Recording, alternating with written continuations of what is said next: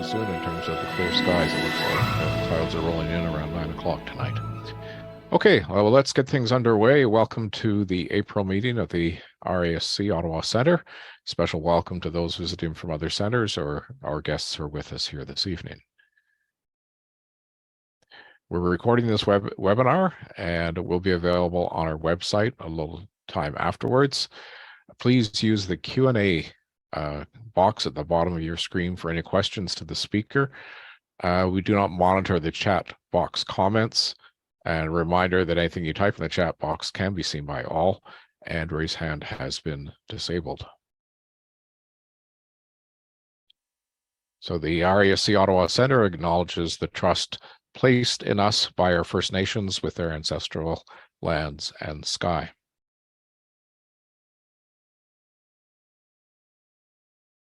So here is tonight's program, a short introduction, then we've got the Ottawa skies. Oh, welcome, Mick. He's in the background there, and we hope to get him back as meeting chair once he's feeling a little bit better. So, Dave, I'm just going to interrupt there. And while you said we don't monitor chat, we just had a fascinating comment come in on the chat. Yes, from none other than Mick Wilson. Absolutely, yeah. Mick is back somewhat, so fantastic to see you joining us, Mick. Yes. So we got the Ottawa skies for April. We got Dave Erling with the Radio Jove software for radio astronomy. Andrea will be doing the International Dark Sky Week. We have a 5-minute bio break with an AstroTrivia question. I'm going to do a presentation on what I do for my youth outreach. I'll call it Youth Outreach 101. We have 9 different observers on this evening, and then we have our monthly observing challenges followed by announcements. So welcome, folks. And welcome to our new members. We have 4 new members in the last month and 27 new members in 2023. Members in the news, so go to the next screen. Curtis Breslin has been awarded the Explore the Moon certificate, and congratulations, Curtis, on that.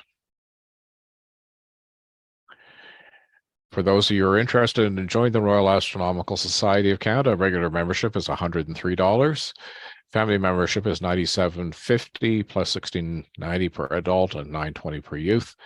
And for youth under the age of 21, $62.40, or if you're still a student under the age of 25, it is the same price. So what do you get for your membership? Locally, we have the Ted Bean Loan Library. We have a wide variety of different telescopes that are available to members to borrow. And we've just had a bunch of new telescopes added to the loan library. And our new librarian is busy getting those ready for you to use. We also have our private observatory on the back end of the Mill of Kintail out near Almont, the Fred Lossing Observatory. And that is for members' use only. At some point, we may be back in the Canadian Aviation and Space Museum. And when we are, we have our Stan Mott book library. In the meantime, we do have some of the books out from the museum.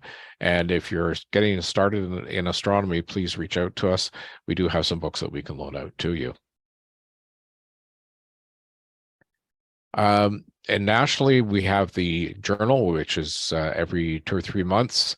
And it contains some more scholarly articles, but some of the stuff that from the former Sky News magazine, which has now been shut down, is going to be moving across to the journal. So we can look forward to that. Members also get the Observer's Handbook typically in November, December of the year before. And then we also have our locally generated monthly Astronotes newsletter. And of course, one of the biggest benefits of being a part of the Royal Astronomical Society, the Ottawa Centre, is all the people that you get to meet. And we are hoping, we're working very hard to try to get back to in-person meetings. If we cannot get back into the Canadian Aviation and Space Museum, we are looking at other sites. So stay tuned. We're busy working away at that, but certainly with the star parties, the getting together at the Fred Lossing Observatory and various other activities, I think it's the people that is the biggest gain for being a member of RASC.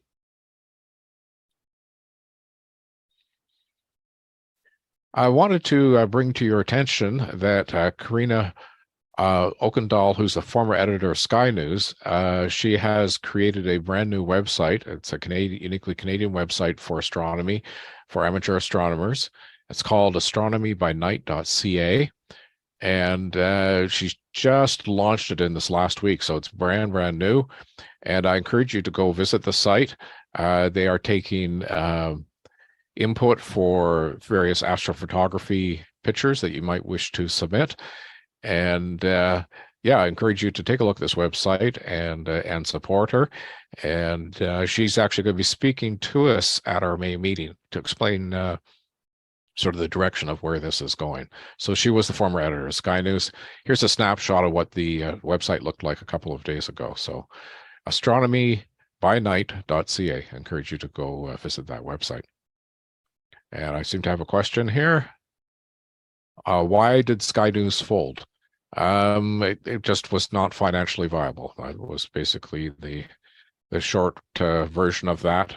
We've had a number of challenges at our national office in terms of finances, and unfortunately, there was the robotic telescope that also had to go. So stay tuned. There will be more information coming out from the national office shortly. So let's take a look at the Ottawa skies for April. So here are the moon phases. Now the full moon, it's already passed, obviously. It was on April the 6th. It's interesting though, the full moon is called, has a number of different names. It's called the Paschal moon. It's the moon that marks the Easter. So it's the first full moon after the equinox. So after March 21st. So the first Sunday after that full moon is Easter. It's also the start of Passover this year. The Passover starts on a full moon in one of their calendars, and also we've got Ramadan on right now, and Ramadan is marked by the first crescent moon after a new moon. So Ramadan started last month, and it's going to end now on the 21st of April. So it's a lot of things are driven by the moon in terms of various religious festivities. But the moon was also known, the full moon was also known as the pink moon because it marked the appearance of moss pink or wild ground phlox, and it's one of the first spring flowers. This moon has also been known as the spreading grass moon, the growing moon, and the egg moon. And many coastal tribes called it the fish moon because this is the time the shad swam upstream to spawn.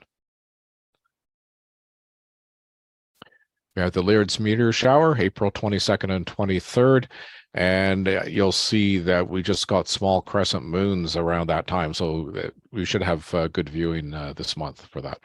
Often the meteor showers are wiped out by full moons. The sun rise and set, as you're obviously aware, the days are getting longer. So here's the sunrise and set through the month. Mercury, greatest eastern elongation is on April the 11th. Look for the planet just after sunset. So this is one of the better times to look at Mercury. It's higher in the sky after the sun sets. Venus is visible in the evening throughout the month, as is Mars. Jupiter is rising and setting with the sun, so we're not going to see Jupiter for a little while. And Saturn is visible before sunrise the second half of the month. Right now, it's just rising in as the sun rises, but as you can see, by the end of the month, it's rising at 3 o'clock in the morning. Uranus is visible in the evening, and Neptune is visible before sunrise in the second half of the month. Right now, it's rising and setting with the sun. And here's our cartoon for this month. Amazon is everywhere. Okay. So I'm pleased to have, has Dave joined us? I didn't see him on the, just a second here. Yes, he is here. Okay. Great. Welcome, Dave. Dave, you're muted.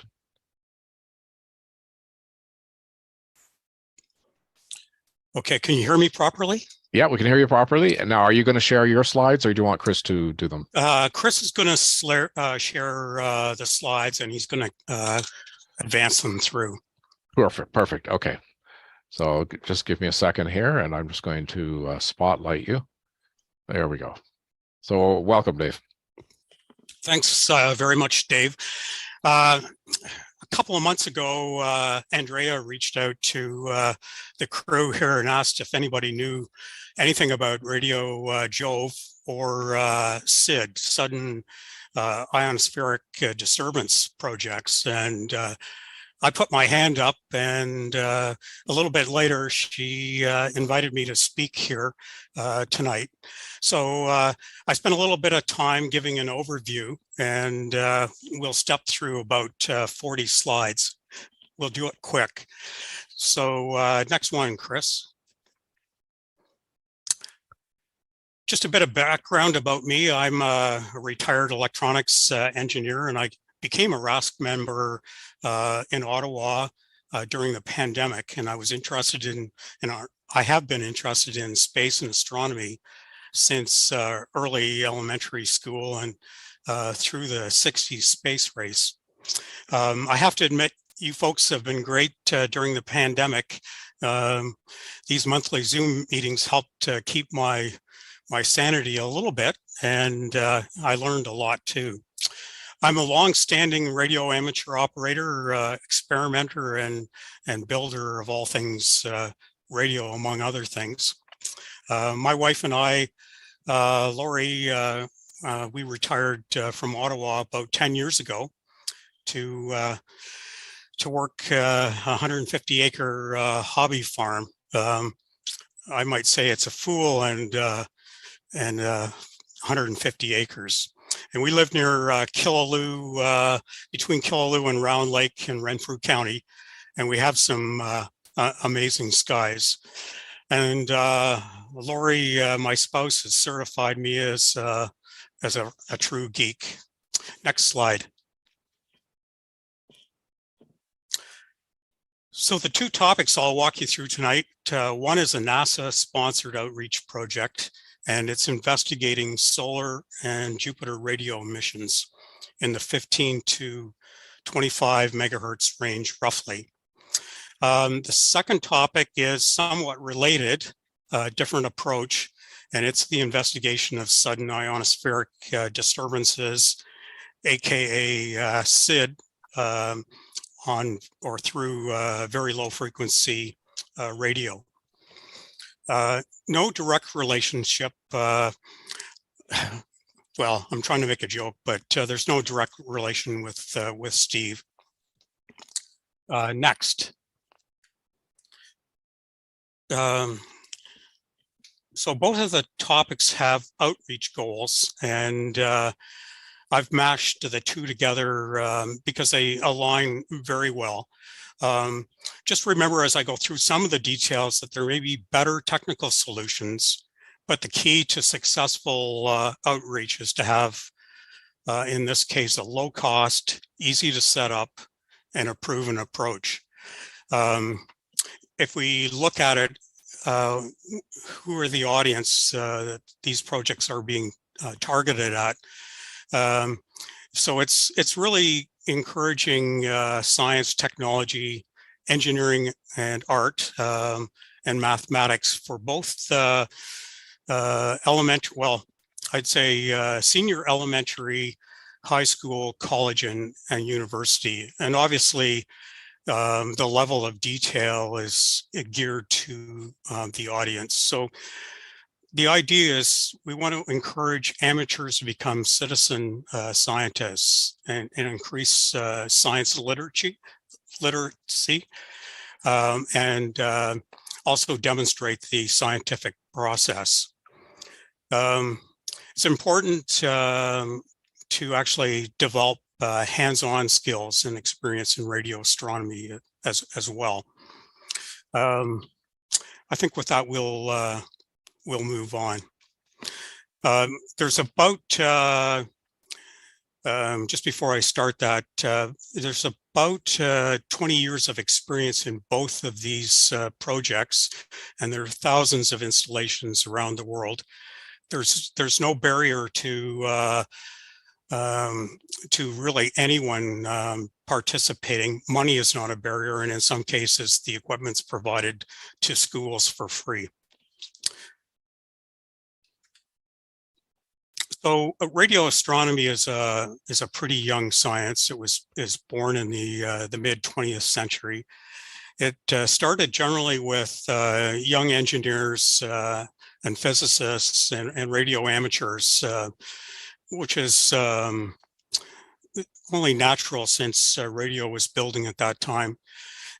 So Bell Labs was key in actually kicking off a lot of the research, and notably there are two individuals, Karl Jansky and Grote Reber, that pioneered antennas and radio systems. Grote Reber was one of the first to build a radio telescope. He built it in his mother's side yard in Wheaton, Illinois. It's a 31-foot dish in diameter, and he moved it around with wheels from a Model T Ford. I can only imagine the conversation he had with his mother, trying to persuade her that he could build something in the side yard. His mother was a senior elementary school teacher, and she, by the way, also was a teacher to Edwin Hubble.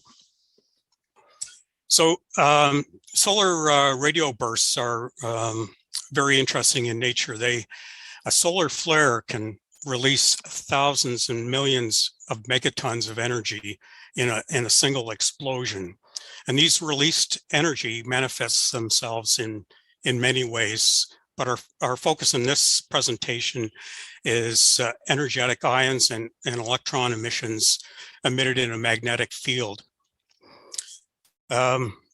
Solar flares sometimes occur together with other signatures of solar activities, namely prominence eruptions, coronal mass ejections, and interplanetary shock waves. Next slide, Chris. So there are broad solar radio emissions starting in the 25 gigahertz range and down to the area that we're looking at tonight, which is roughly 18 to 24 megahertz. So if you look at the sun in this picture, the radio frequencies are emanating from the chronosphere, as seen in the last picture. And so we'll look at what we need to pick up these radio signals in more detail. Next slide. So classes of flares from a radio perspective have interesting signatures, and we'll see that in some of the spectrographs that I have. I have some examples coming up, but they range in type 1 short bursts through type 4 and type 5, which start to become combinations of various mechanisms. Frequency versus time graphs are used to calculate the plasma frequencies of each of the solar radio bursts.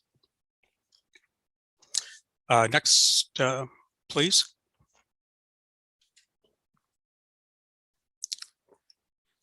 So what I decided to do here is show you a basic set of hardware. It's pretty straightforward. It's not all that complicated. It's evolved over time, and it's become simpler for teachers, I think, in the classroom to use, and also for citizen scientists like many on the call. So to start with, you need an antenna, and it's pretty straightforward. It's a half-wave dipole, and I'll show you some some sketches of what's required. The wire, copper wire is expensive these days, but there are various places you can get it. A roll of 12 AWG wire at Princess Auto, for example, is $30 on sale, and that's a 100-foot roll. The software that interfaces with the radio, the SDR, that takes the antenna feed, that signal, and then couples it through a USB port into the laptop itself. And it's easy to set up and configure. I've used an older version of this exact radio. It's called SDR Play.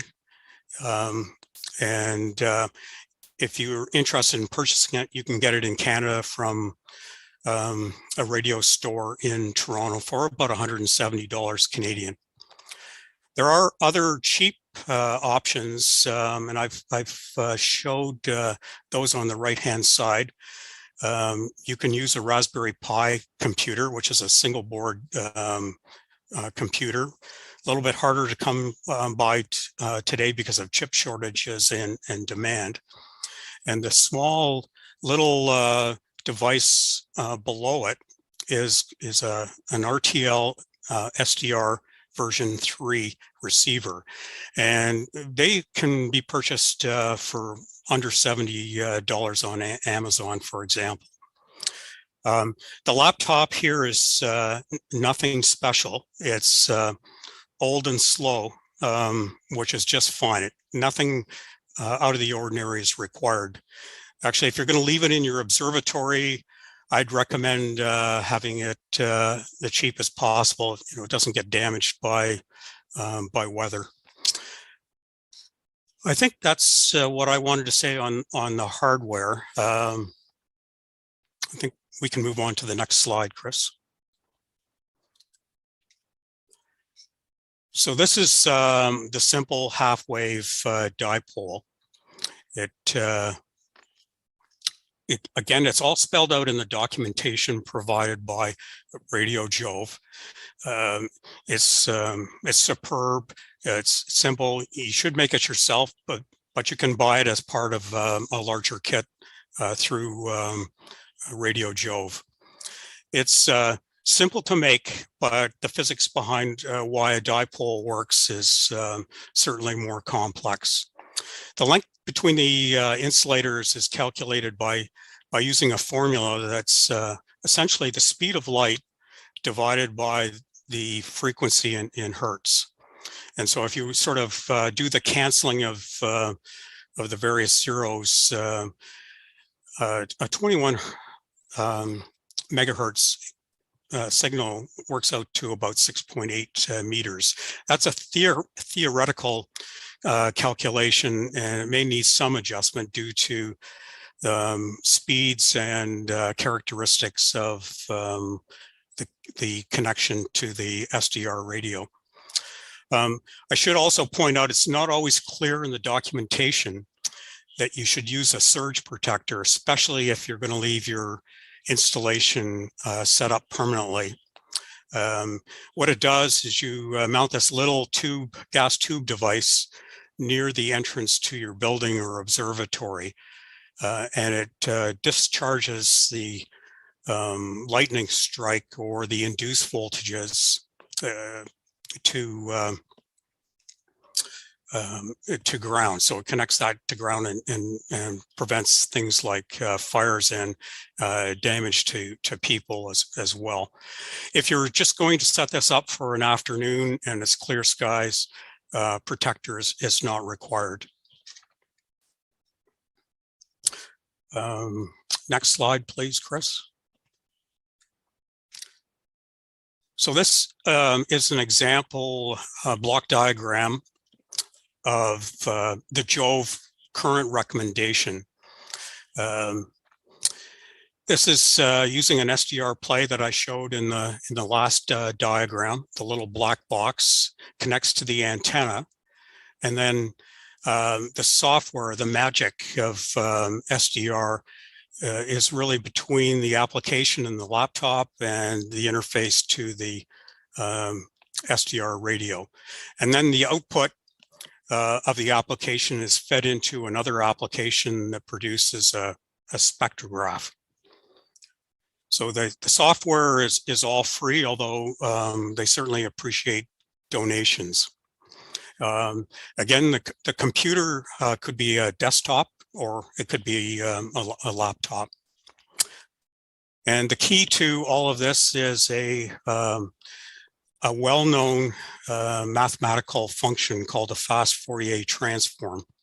And we'll talk about that in the next slides. But one of the things I wanted to mention too is, like optical telescopes, radio systems also suffer from electrical pollution. So the sources they come from tons of places, can come from your laptop itself.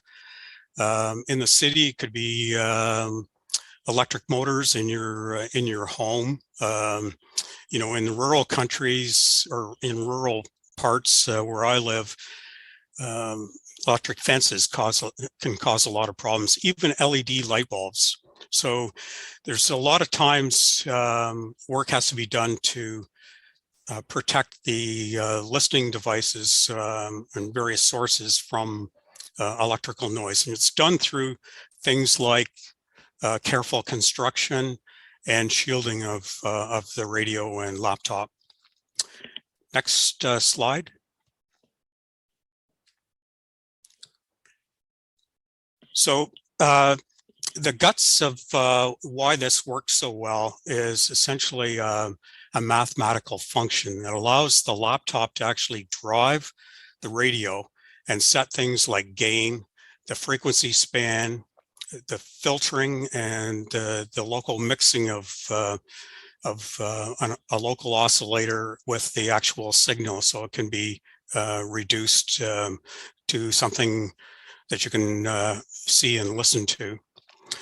So the key thing that enables this is the fast Fourier transform, which was basically a mathematical function that decomposes the waveform that you see on the left, which could be complex because it has many different radio frequencies embedded in it, and it splits it out into a spectrum that makes up the various components of the radio signal on the left. So we'll actually look at a chart that shows what that actually looks like on a laptop. Next slide, Chris. So just a little bit about the Fourier transform itself. I think these type of presentations, especially given the nature of the history that they're so young, it's fascinating to look at how we got where we are today. And Joseph Fourier is certainly one of the most influential mathematicians in history. He accompanied Napoleon on his expedition to Egypt, and he revolutionized understanding of heat transfer and developed mathematical tools used to create CT and MRI scans. And he was the first scientist to recognize that Earth had a greenhouse effect, although we didn't call it at that time. If you go to Paris and you look on the Eiffel Tower, in the lower part, you'll see his name written there with other famous scientists and mathematicians. The interesting thing is, if you look back and over his life, he was a troubled or very troubled orphaned 9-year-old. It was Benedictine monks that somehow understood his innate skills and actually gave him an education. Next slide. So this is an example I was referring to earlier. This is a screen capture of my laptop. And I'm looking at the 21 megahertz range. This is the area that we will look at for both Jupiter solar observations, and it's interesting to look at what may be there as well. It's important to be able to determine other things that are going on at the same time in this space. So on the left-hand side, I've captured a over-the-horizon radar, and it sounds like a woodpecker that's hyperactive. And it's, I'm not sure of the source of this one, but it may actually be Russian.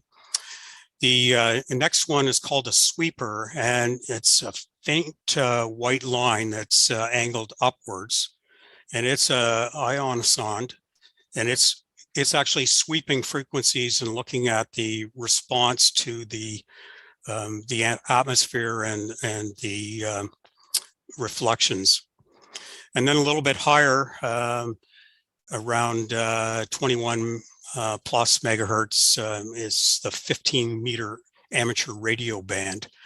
And I actually clicked on this, and it's a Morse code operator sending about 30 words a minute. In this band, there can be all sorts of modes. There's not only voice transmission, Morse code, different digital modes of signals or transmission as well. So the upper part is the frequency spectrum, and it's increasing from left to right. And the lower portion of this picture is the waveform or waterfall diagram, and time is increasing towards the bottom of the slide. We'll move on to the next slide, Chris. Okay, this is if you go back to the sort of the building blocks that we discussed earlier. This is the final output, and it's a piece of software application. It's called a radio spectrograph software, and it's written by a guy by the name of Jim Sky, and he runs Radio Sky Publishing. So he provides the software to download for people to use. And on this chart, on the horizontal or x-axis, we have the timestamp, and then on the vertical axis is the frequency. And the way the intensity of the signal is reflected is in the color. So the red portion is the strongest portion of the signal.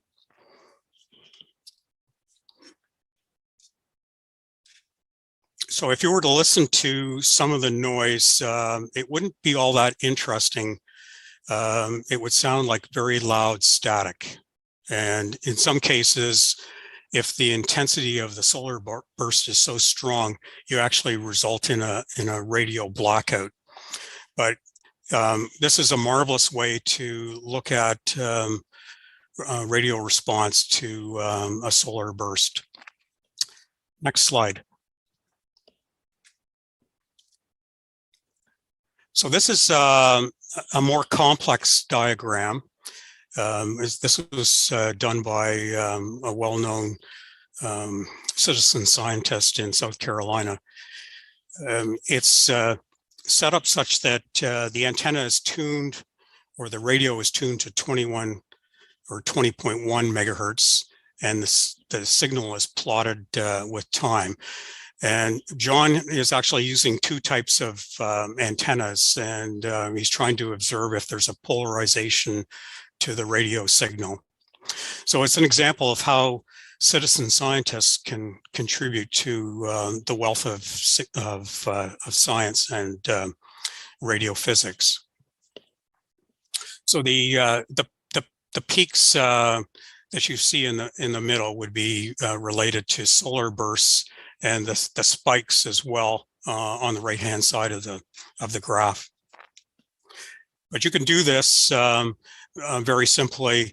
You just use another strip chart application, again developed by Jim Sky, and everything's set up for you to use. The beauty of these types of programs is teachers without a lot of knowledge can impart some information to the kids and get them excited. When I say kids, could be elementary school, all the way through high school science projects. Next slide. So here's another time versus frequency chart. And this one comes out of Hawaii from the Windward Community College Radio Observation or Observatory. And it's an X-ray flare. And so prior to the noise burst on the spectrum, things are normal. And then the horizontal lines are shortwave radio stations. And if you looked at some of the ones higher up around 27 megahertz, that would be the citizen band radio area. And then on the right-hand side, after the flare or burst has hit us on Earth, there's a total radio blackout, or pretty close to it, except for the strongest shortwave radio stations. So we've had radio blackouts that last that have lasted minutes in the last 2 or 3 weeks. Next slide, please. So we're going to move on and talk a bit about radio Jupiter emissions. Very similar setup to what we just walked through from a solar perspective. Next slide, please. So the equipment requirements are minimal. The radio emissions are in the same range. A second antenna is added, though, similar to the one that you just built for the first antenna field. And in some cases, you may even be able to get away with one. But the reason why you need two is the signals are a little bit weaker than the solar emissions, and we need some techniques to actually aim our reception more towards Jupiter. So the other thing is Jupiter is more complicated to actually observe from a radio perspective because it doesn't happen all the time. I'll look at a couple of examples where it may be months before you see a predicted image. Next, please. So I've attended various presentations in the last year or two on our Friday evening calls, but Jupiter's core is really interesting. It's a solid or metallic hydrogen core. The moon Io, its surface is sulfur and sulfur dioxide. Io is within the tidal force limit of Jupiter, and it's under extreme tidal or gravitational force. Some of the tides are actually as high as 100 meters. It's this combination of interaction between Io and Jupiter that releases charged particles into the magnetic field of Jupiter. And these charges are accelerated to a very high speed and generate synchrotron radiation. And this is the radiation that we will observe. Jupiter Io radio emissions are of particular interest to me, so I'll talk a little bit about them further in the upcoming slides. I think I like them because they're more predictable. The emissions in the frequency range we were talking about are coming from high above in Jupiter's aurora at the North Pole, and you can see sort of the radius or the heights of these emissions and their sources. Okay, next slide, please. So this is a picture of the antenna field for radio Jove. So it's the same as the last antenna field, but now it's two antennas. They're joined together at a coupler, and this coupler serves to function to combine the two signals together and then feed it into the SDR radio. This antenna field here is using PVC pipe, so it's somewhat flexible. If you're going to experiment yourself and have more of a permanent setup, I would recommend using 4x4 pressure treated posts in the ground, and they need to be high enough that you can raise and lower the antennas for certain times and elevations of Jupiter. Next slide, please, Chris. This is a diagram again of the antenna field. So the dipoles are arranged running east-west in both cases, and one is north and one is south. And the cables that join them together are done in such a manner or in such a way that it combines the two signals so that they're both in phase and serve to build rather than have subtractions of wave signals. And the reason why you need to do that is because the signals will be arriving at the antenna at slightly different times. So you need to compensate that. And the documentation is excellent in explaining how to do the calculation. And in simple cases, you just, they have a table. You just cut the coax cable to the length they recommend. So during 2023, Jupiter's elevation angle relative to Earth will be 45 degrees. And that's significant for the antenna field because you need to raise or lower the antenna so you can control the lobes or the reception of the signal.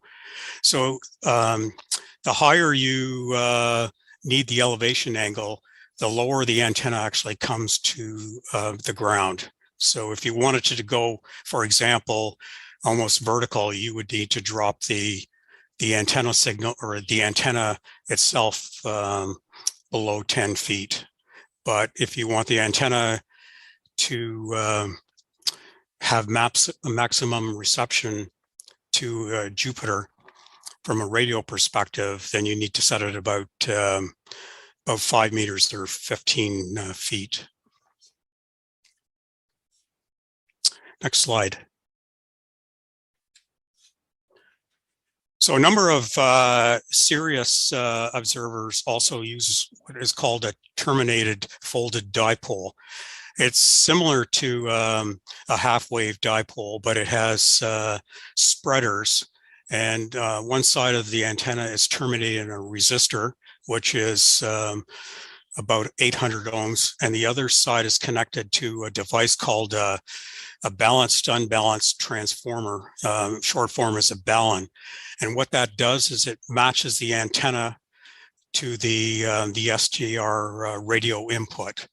So it's important to get maximum sensitivity across a wider range, and that's why this antenna is of wide use. But there's no need to go to this extreme in the beginning. But if you build your system with 4x4 posts, it's easy to add this to your configuration. This antenna field is from a Canadian who's living in New Mexico. Next slide. So this is a spectrograph. Again, it's an RRS spectrograph, similar to what you've seen for the solar signals. And this was captured over a 1.5 hour period. Timestamp is on the bottom, and on the y-axis or the vertical axis, that's frequency in megahertz. So you can see it's, according to this graph, probably in the 16 megahertz range, up to about 23 megahertz. And this gentleman is using an RSP1 a receiver, and that's what is the recommended receiver. It's RSP Play. And I think it's aptly named because you can waste, or you can enjoy yourself for hours looking at various emissions. Next slide. So this is a slide. It's actually over 3 hours. And again, the horizontal lines are radio signals, so shortwave and citizens band radio. And on the left-hand side, that's an emission from Jupiter related to the IOB emission mode. Next slide. This is an example of what is being done in an observatory in Yarker, Ontario. I like to pick out Canadian examples where possible. And they have a setup in their backyard. They are using a dual dipole antenna scheme, similar to the picture that I showed at the beginning of the Jupiter section. And again, it's the antenna and radio are set to scan the 20.1 megahertz range. The left-hand vertical axis, the y-axis, is the relative signal strength, and the output of the radio is actually being fed into the sound card of the laptop, and it's just scaled that way. So you just adjust the signal on the radio so that you get a more or less a full scale display on your strip chart. Next chart, please. I couldn't find a chart that was simple in its explanation of when a Jupiter and an IOB position would actually result in a Jupiter noise storm. So I drew a simple one here. So Io, the moon, is at conjunction at the top of the gray circle, and the line that runs from Io at conjunction through to Earth, Jupiter actually at the center needs to be within a certain range. So that phasing is important, and then the moon Io has to be between 65 degrees and 110 degrees for there to be an emission, and that's why it's useful to have a program. And in some cases, teachers or professors will actually have the students write the program themselves, so they understand some of the mechanics behind why there's a radio signal. Next, please. I'm not going to go through all these charts in detail, but I wanted to show you that the Radio Jupiter Pro projection tool is very complete. It provides a wealth of information, and it's based on your latitude and longitude and Jupiter's position, and of course the sun. You don't want to have sun above the horizon because the signals from solar emissions will, because they're in the same band, will compete and confuse your reception. So we'll just look at one particular application of Radio Jupiter Pro. Again, this is a free program, at least what I'm showing you here, and it was developed by Jim Sky of Radio Sky Publishing. Next slide. So this pretty little chart is a chart that comes out of the tool, and I wanted to use it to find out the next storm that I could see related to IOB. So as it turns out, it's going to be May 31st at around 8 a.m. UTC time in this part of Ontario.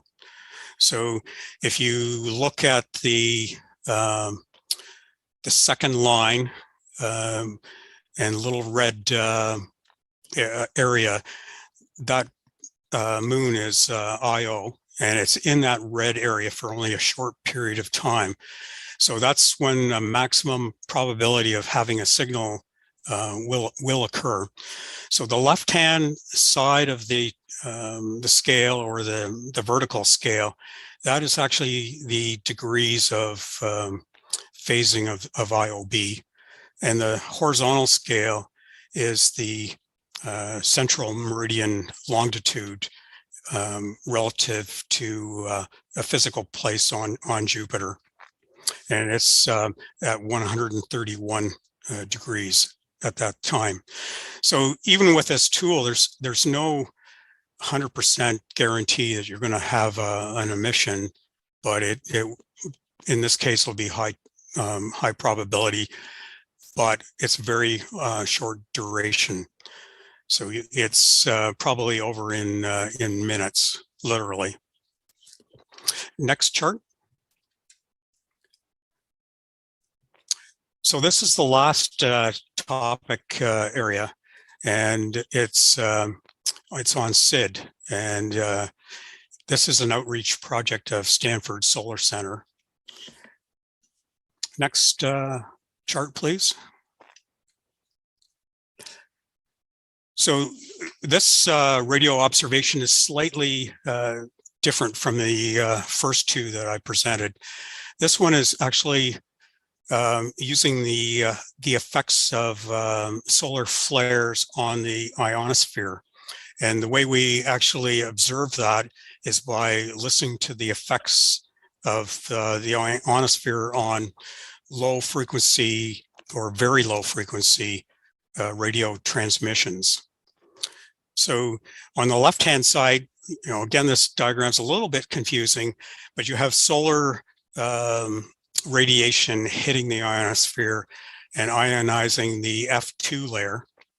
And what happens is the solar flare will actually start to ionize the lower layers, the D and E, during the day. And so the signal, instead of being reflected off a higher layer in the ionosphere, it gets reflected at a lower layer. And so the signal can be much stronger. So at night, once the solar radiation drops, there are different layers that are involved in the reflection of the skywave. So you will see periods when we look at some of the graphs. During the night, the signal reception is high, and then during the day it drops, and it's because the D layer is absorbing the radio signal. I think that's about it for that chart. We'll move on. Thank you. So this is from Starlight Cascade Observatory in Yarker. And this is just an example of the type of thing you will see.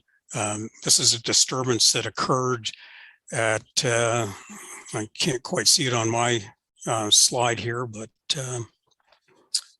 it occurred later in the day at roughly 3 o'clock in the afternoon, if I read that correctly.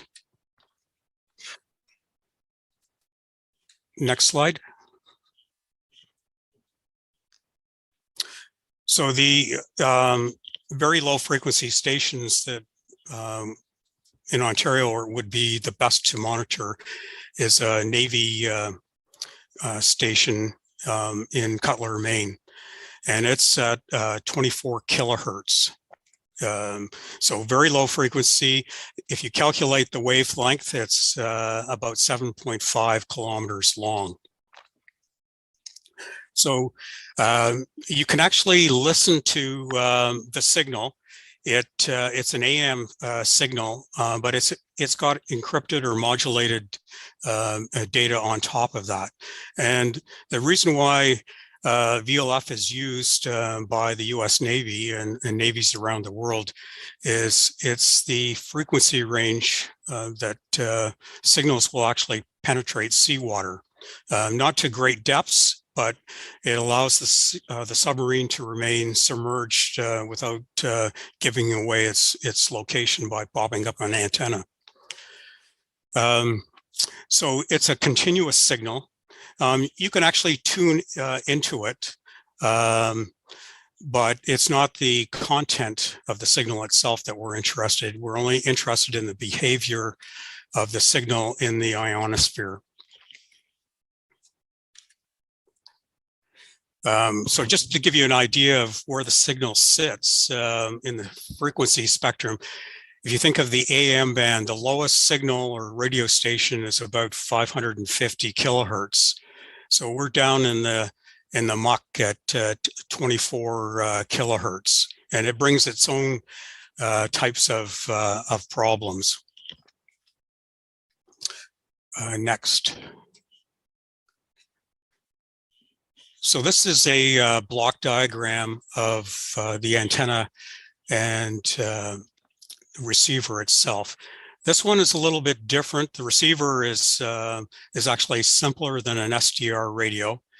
It's something you can build yourself, or it's available from Stanford Solar Center, and it's distributed by SARA, which is the Society of Amateur Radio Astronomers, and it's based on various designs, including the AA VSO radio receiver designs. I would actually recommend you build your own. They're fairly simple. If you don't consider yourself up to it, you can also purchase this through the Solar Center, and it runs around I think 120. I wrote it down because I figured somebody might ask. It's about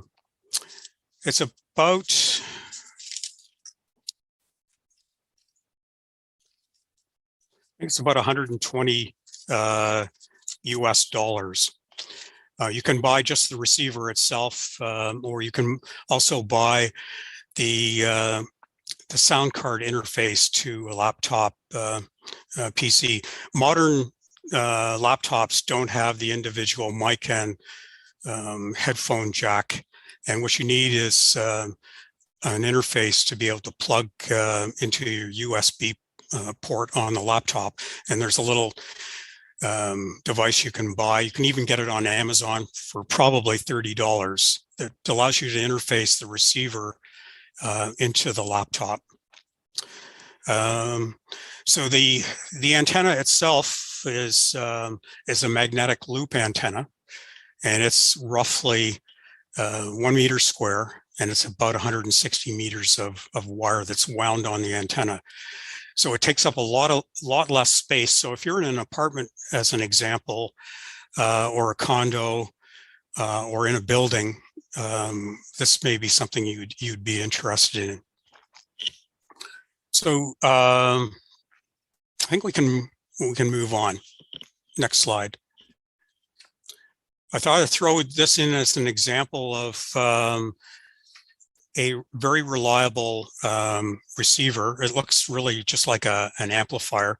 The antenna is on the left-hand side, and it's showing the square loop, and it's fed by coax cable into operational amplifiers. And these operational amplifiers are numerous in the electronics world. They're cheap.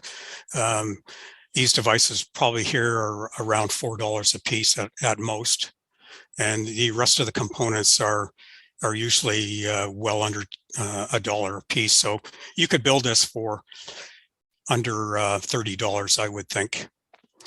The output from the op amps is fed to the microphone input on your laptop or your USB interface. Next, please. Here's a picture, nice picture of a magnetic loop antenna. So one of the reasons is it's has a better signal to noise ratio for when compared to, say, a long wire antenna. And also it saves space, and it's less sensitive, or it's not liable to be affected as much by harmonics and 60 cycle AC. It's easy to build. Even in elementary school, the teacher has the kids wind the antenna. That must be fun. And you don't need to mount this thing on a pole. You could use this thing as it stands right here. So one of the basics of magnetic loop antenna is it's actually connecting with the magnetic field of the signal. So the radio signal itself is actually made of two components, an electric field and a magnetic field. We're interested in the magnetic field. And the actual edge or frame of the antenna itself is pointed at the signal source. So you would aim this from Ontario towards the Cutler, Maine antenna site. Next slide.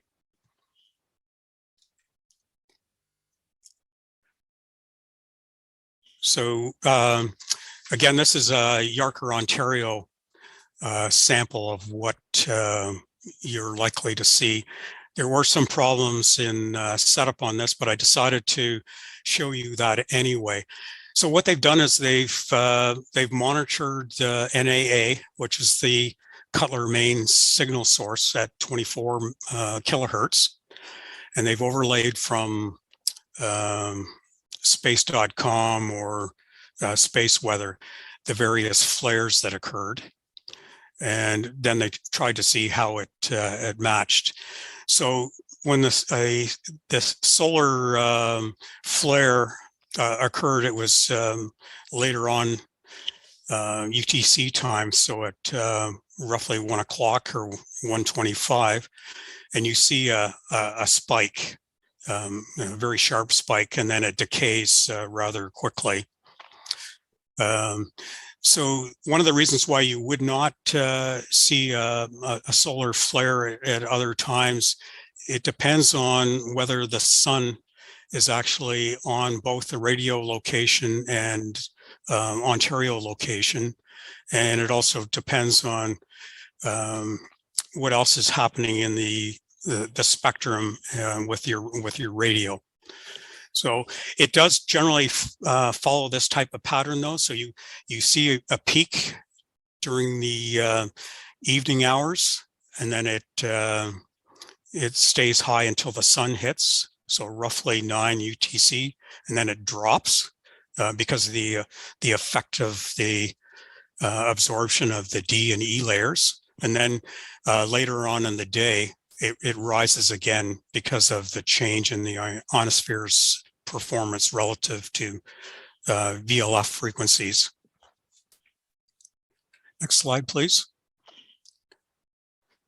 So we're coming to the end of my presentation. If you don't have a lot of space, some of these projects may not be of much interest to you unless you have a space where you can go and set up an antenna. But there are other things you can do in SDR radio. You can use it for meteor detection. You can set up a whip antenna, use your laptop and SDR radio and look for a signal around 50 megahertz. It used to be easy with television stations operating in this range, but you can start seeing the impact of the radio frequency based on the effect of a meteor ionization of the upper atmosphere. So I've listed a RASC Canada site where you can go and read a little bit about it. And then there's more detail on actual detection in the next chart. And that's using a little dongle I mentioned called an RTL SDR interface or SDR radio. The next one is hydrogen line detection at 1040 megahertz or 21 centimeter radio telescope. It's also, a site in Canada, so you can go and get the details on how to build it. And Marcus Leach has presented at various monthly meetings, as I recall. Harvard University also has papers written on this, and they use a horn antenna that you build yourself. You can either build it with sheet metal, or you can build it out of cardboard and aluminum foil. The antenna that Marcus recommends in his article is it's a 1 meter parabolic antenna. You can buy that, believe it or not, off Amazon. It sort of goes with a cartoon that Dave showed at the beginning. You can get anything on Amazon these days, even filters for that setup. So the last one you might be interested in is actually picking up pictures from space weather. So the GOES satellite 16 and 17. And it's very similar type of setup to the hydrogen line detection, only at a different frequency. It uses the 1 meter parabolic dish. It's intended, the dish was designed for fixed wireless reception that you might have in a rural environment. But it can be used with some adjustments for hydrogen line detection or space weather. So these are a couple of sites to pique your interest. Next. So here's the reference material. So a lot of the stuff that I talked about is, poured out in great detail in documentation on both of these sites.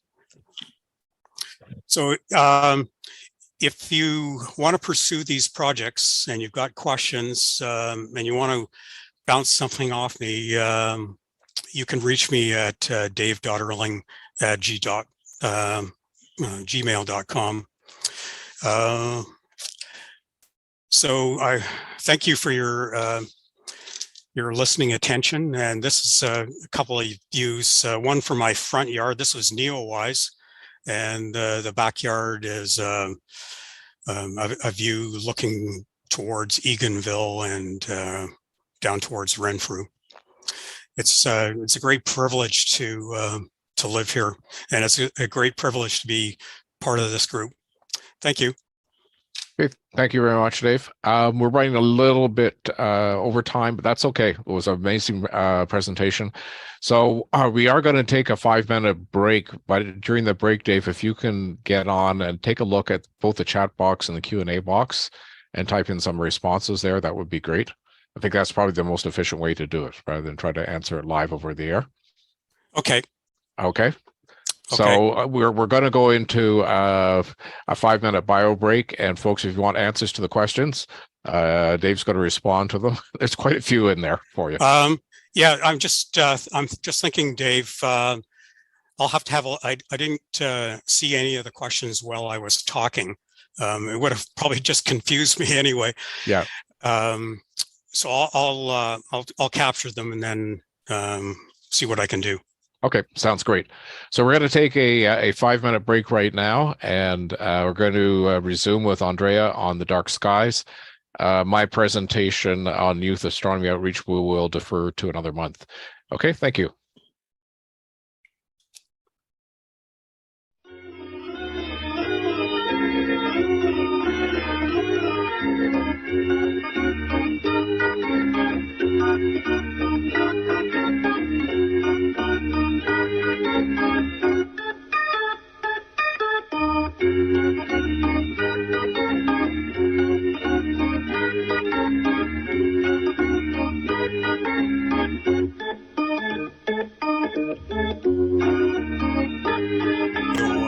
observations. Okay, folks, we got to move on. So thank you very much, Dave. And again, you've given out your email address. I'm sure folks will have some more questions for you as well. So thank you again. Fascinating. Okay, let's, I see a couple of folks got the correct answer. So we'll move on to the next slide. So yes, just before he left, 1972 is the last person to step off the moon. He's etched his daughter's initials on the moon. And somebody was asking how long they stay there. Will likely remain for 1 million years. The only thing he forgot to do is take a picture. So that happens, doesn't it? Okay, so let's move on to International Astronomy Day. And Jim, do you want to speak to that? Sure, Dave. Thanks. So Astronomy Day is coming up very soon, in about 2 weeks, in fact. And it is an event that was started in California by the U.S. Astronomical League, an amateur group not unlike the RASC.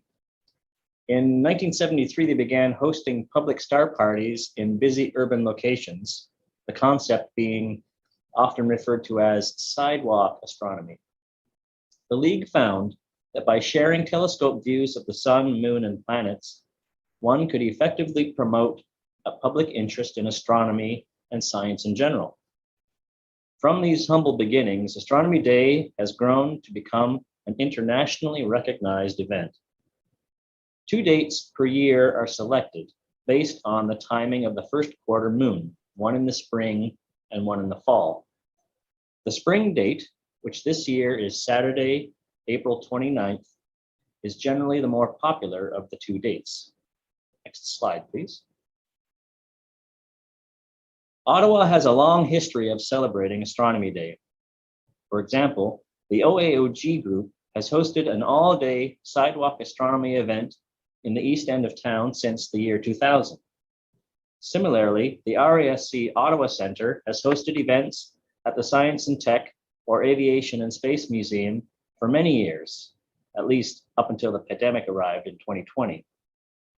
The event is a fun day filled with things to explore, both views of objects in the sky as well as all the cool astronomy equipment on the ground. I'm not sure who tends to be more excited about the event, the public who attend or the volunteers who share their passion. Next slide, please. So at the moment, the only confirmed Astronomy Day event in Ottawa this year is the sidewalk event hosted by the OAOG at Chapters Silver City, 2401 City Park Drive, for which I am the coordinator. I invite everyone to join in the celebration, whether you choose only to stop by for a visit through the day or to volunteer as one of our telescope demonstrators, or even just to float around and help out other volunteers where you can. It is through everyone's participation that we will make this event a success. For more information, feel free to contact me at top-jimmy@rogers.com or check out the event website at astrodayottawa.weebly.com. Thank you. Okay, thank you, Jim. So we're going to turn it over to Andrea. So just a second, I'm going to spotlight her. And we're going to, there you go. So you should be able to share now. Okay, thank you. Just give me a moment while I have to put this up and then turn on the slideshow. Come on. There we go. All right, so hello, good evening, everybody. I'm here to talk a little bit about another astronomical celebration. This week is International Dark Sky Week. And this is a week where we share information about the importance of dark skies and we talk about light pollution. I'm going to be going through a few slides and I want to refer to, you can see this slide came from the International Dark Sky Association. The IDA is an international organization that works very hard to promote light pollution abatement and to educate and to advocate. And that's another great resource if you are interested in doing something about light pollution. And obviously we're all astronomers, we appreciate how much light pollution can affect our ability to see the night sky. What is light pollution? It is defined in different ways, but basically there's glare, there's a sky glow, light falling where it's unintended and unnecessary. So one of the principles of responsible lighting is that you only use the amount of light you need, and you only need it when you need it. There's clutter, which can be confusing and cause accidents. There's a lot of wasted energy. And there's also excessive use of blue light, which is something that I sort of wasn't really aware of. But because of all the use of more energy efficient LED lighting, the light has gone from a warmer color to a very blue color. And I'll talk a little bit about that later. Light pollution then can come in many forms. You'll see the cluttered light, the sky glow, and light that just shines up and lights up the sky and nothing else. So this is an image represents sky glow, which for many Canadians, if you want to go to a dark sky, you tend to go north of the city. And the city is the sky glow to the south, where we all know are some of the most beautiful parts of the sky, namely the Milky Way and Orion. This is glare, which actually makes things worse. It's not helpful, and it actually blinds you and can be a danger. Light trespass is when your lights are not just lighting up a walkway, but actually shining into your neighbor's windows. There have been a lot of growing studies and knowledge about how light pollution can affect the environment, both humans and the animal world. Light pollution has affected migratory patterns, nesting behavior. As we all know, in Canada, it attracts bugs and insects. And generally, it's now recognizing how much it really has a negative impact on the environment, including animals and just generally the climate. If you are an environmentalist and you're worried about, saving energy, light pollution should be a concern as well. We waste a lot of energy by lighting up the wrong things. There is also growing information, and if you want to know where any of this information comes from, there are actually some articles that are cited, and there is a Google Drive that we have access to at the RASC that has all the studies to back up these statements. Humans need darker light. They need less blue light, which has been shown to affect your sleep pattern, which can lead to a variety of health issues. A lot of people think that you need a lot of light for safety, like you need to prevent accidents and for security and to protect yourself from crime. In fact, however, if you are not careful with your lighting, you're actually putting yourself in more danger. With glare, you can blind people, so there are accidents.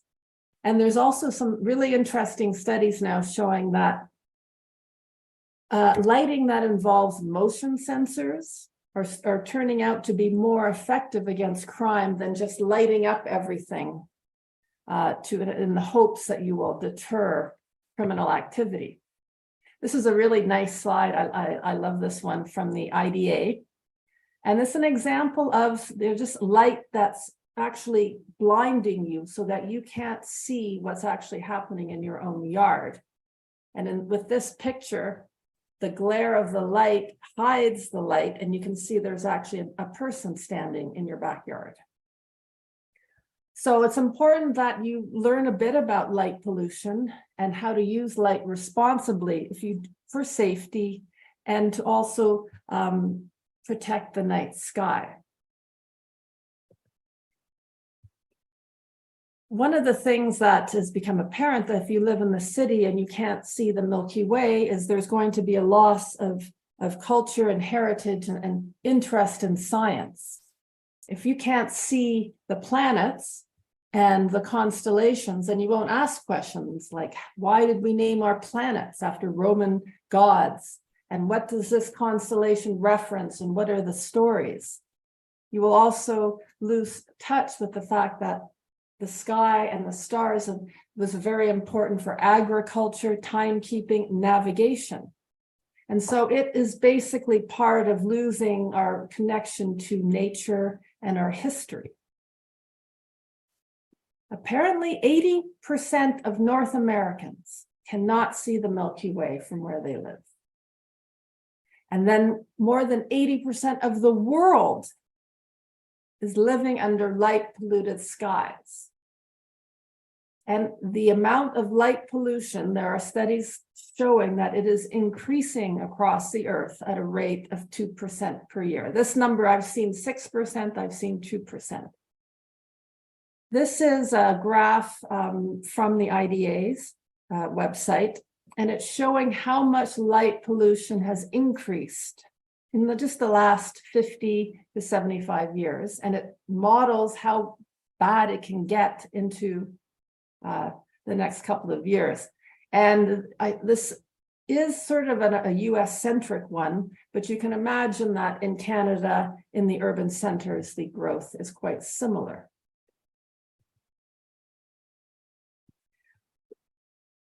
When I sort of took on this role at light pollution, there is this question, what can we do? Is this such an overwhelming problem? What can people actually do?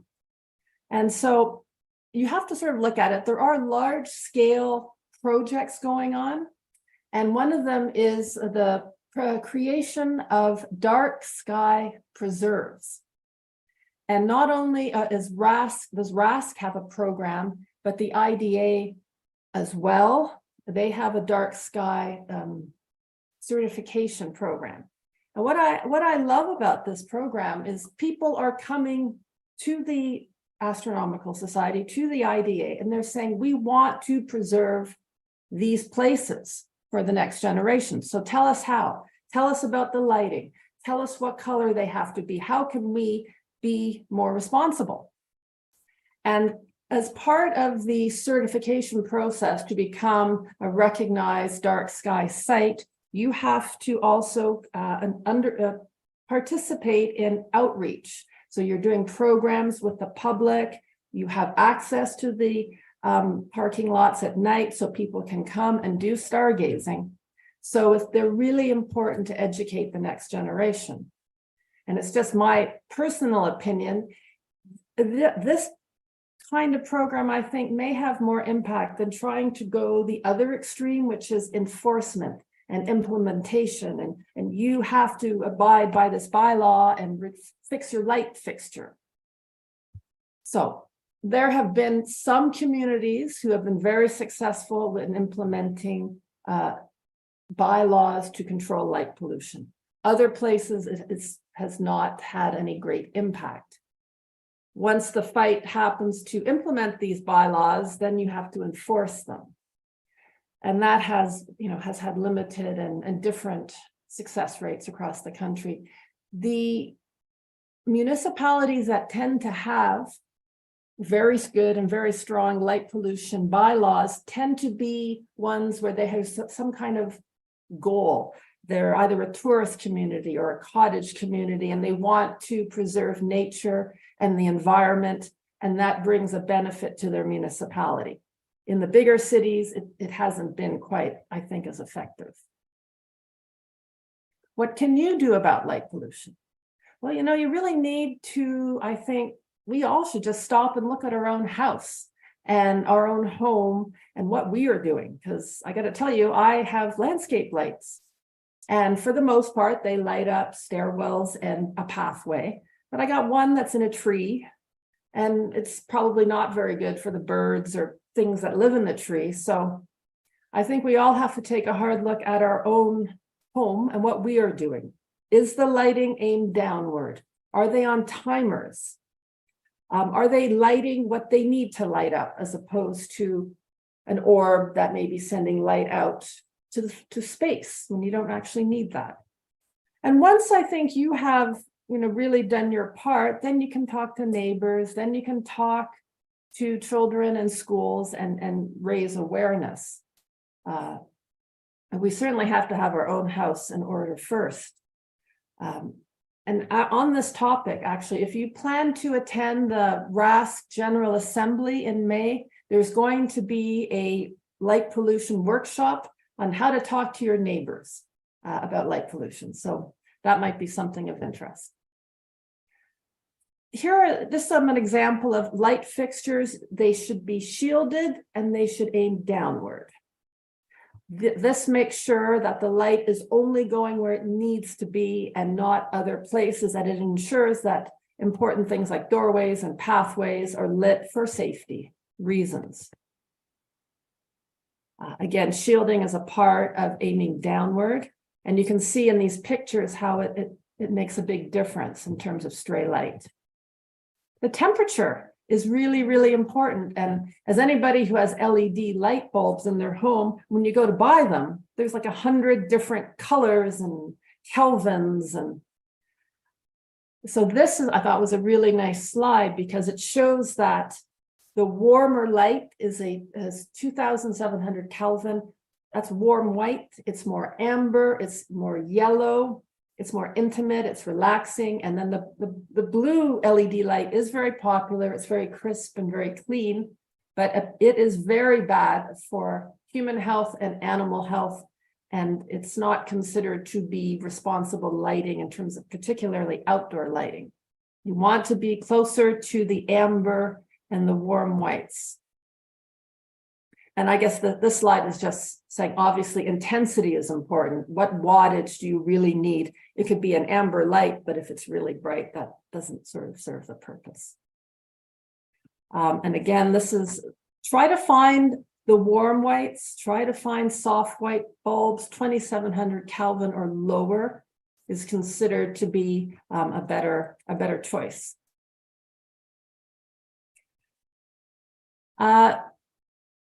You can get involved with our group locally. You can also reach out to the national committee. I'm also on the national committee, and they are very active with the dark sky program, which is very interesting. They're working on developing tools to help people speak to their municipality, speak to their neighbors, and to help educate people in a way that's not sort of confrontational and mean, but helping to educate people. If you are maybe a grandparent or you have children or you're at work with a school, this is a really interesting initiative, Globe at Night. And I'm just going to step out of the PowerPoint for a minute. And do you see Globe at Night, or am I sharing the wrong screen? You don't see it. All right, hang on. I got to go fix that.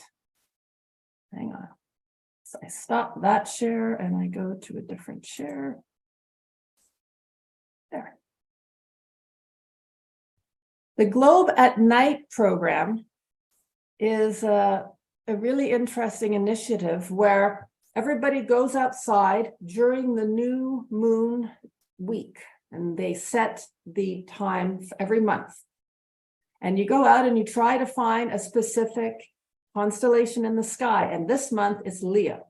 So you want to go out and you try to see Leo. And you try to identify how many stars you can see, and you're assessing the quality of your sky. And then that's the northern hemisphere. There's one for the southern hemisphere as well.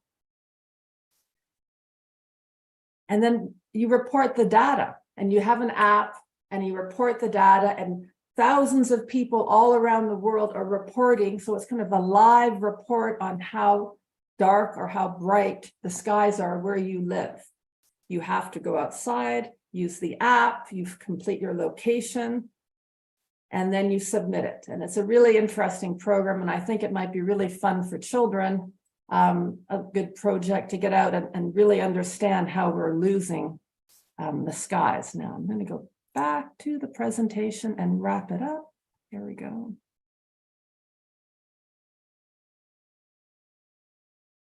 Oh, hang on. I'm going to go.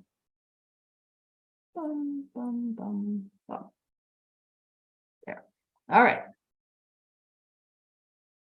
Do you all see the slides now, Chris? Yeah, okay, good. So I'm going to speak briefly. There is a national light abatement community. The goal of it is to educate people, help people who are advocating, and trying to help develop policies that will meet different needs. And one of our main things is we work with different groups who are trying to obtain dark sky status. And so here we have the Dark Sky Project is to recognize sites that they're really making an effort to contribute to reducing light pollution. They have an outreach mandate, and eventually it's going to try to protect more of our night skies. So there's 3 designations currently. There is something called the Urban Star Park. And obviously this is going to be a brighter sky, and there'll be some attempts to control lighting as much as they can within an urban center. I checked the list recently, and I think there's one. I haven't really seen any other ones. This might be an interesting project for Ottawa one day. It might be something that would appeal to politicians at the municipal level, where light restriction bylaws aren't quite so appealing, it would seem. The next designation, and there are quite a few of these, and North Frontenac is the closest one to Ottawa, and they are dark sky preserves. So they have to have artificial lighting, extremely limited, and what lighting they do have has to meet the very highest standards that, of course, were written and developed by Ottawa member Robert Dick. They have a mandate as well of public education and outreach sessions, and they must give the public access at night so that they can come and see the skies. That's in contrast to nocturnal preserves, where the public is not allowed to go there at night. The idea is that the nocturnal environment must be protected. There are no lights at night. Everything is turned down, and nature is allowed to do their natural thing in the dark. And this is a list of some of the dark sky sites in Canada. There are quite a few of them. Other than North Frontenac, not many near us, which is too bad, but you never know, new things may come along. I think I already talked about this. This looks like a duplicate slide. And but if you have ideas, if you have questions, if you want to get involved, please get a hold of me.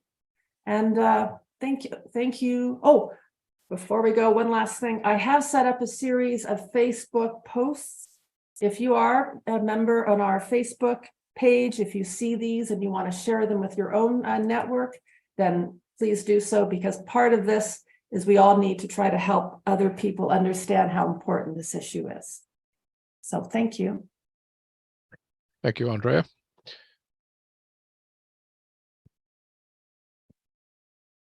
Chris is just going to restart the slides here.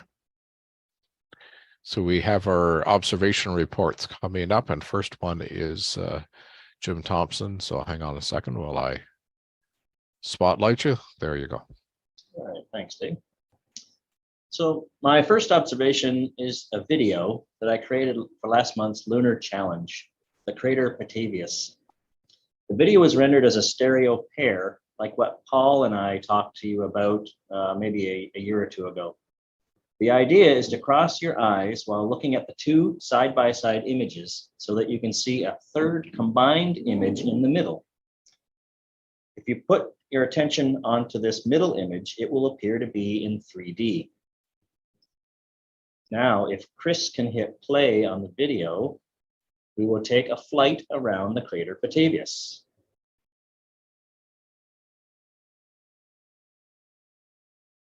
The height, by the way, in this rendering is exaggerated by a factor of about 2.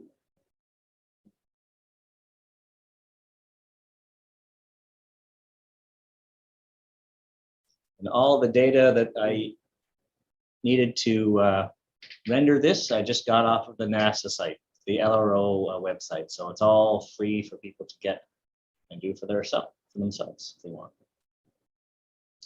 Things you do when you're bored. Right, and next image, please, Chris. This next image is the Easy Deep Sky Observing Challenge for March, M97, the Owl Nebula. It is a planetary nebula. the remains of a dead star about the size of our sun. These images are all from previous observing years, as the skies in March, at least from where I live, are pretty crabby. These images were both captured from my backyard using a 10-inch Ritchie-Chrétien telescope reduced to a focal ratio of about f6.5. The color image was captured using a ZWO ASI 294 MC Pro camera, and the monochrome image was captured using a Malincam DS432M Tech camera.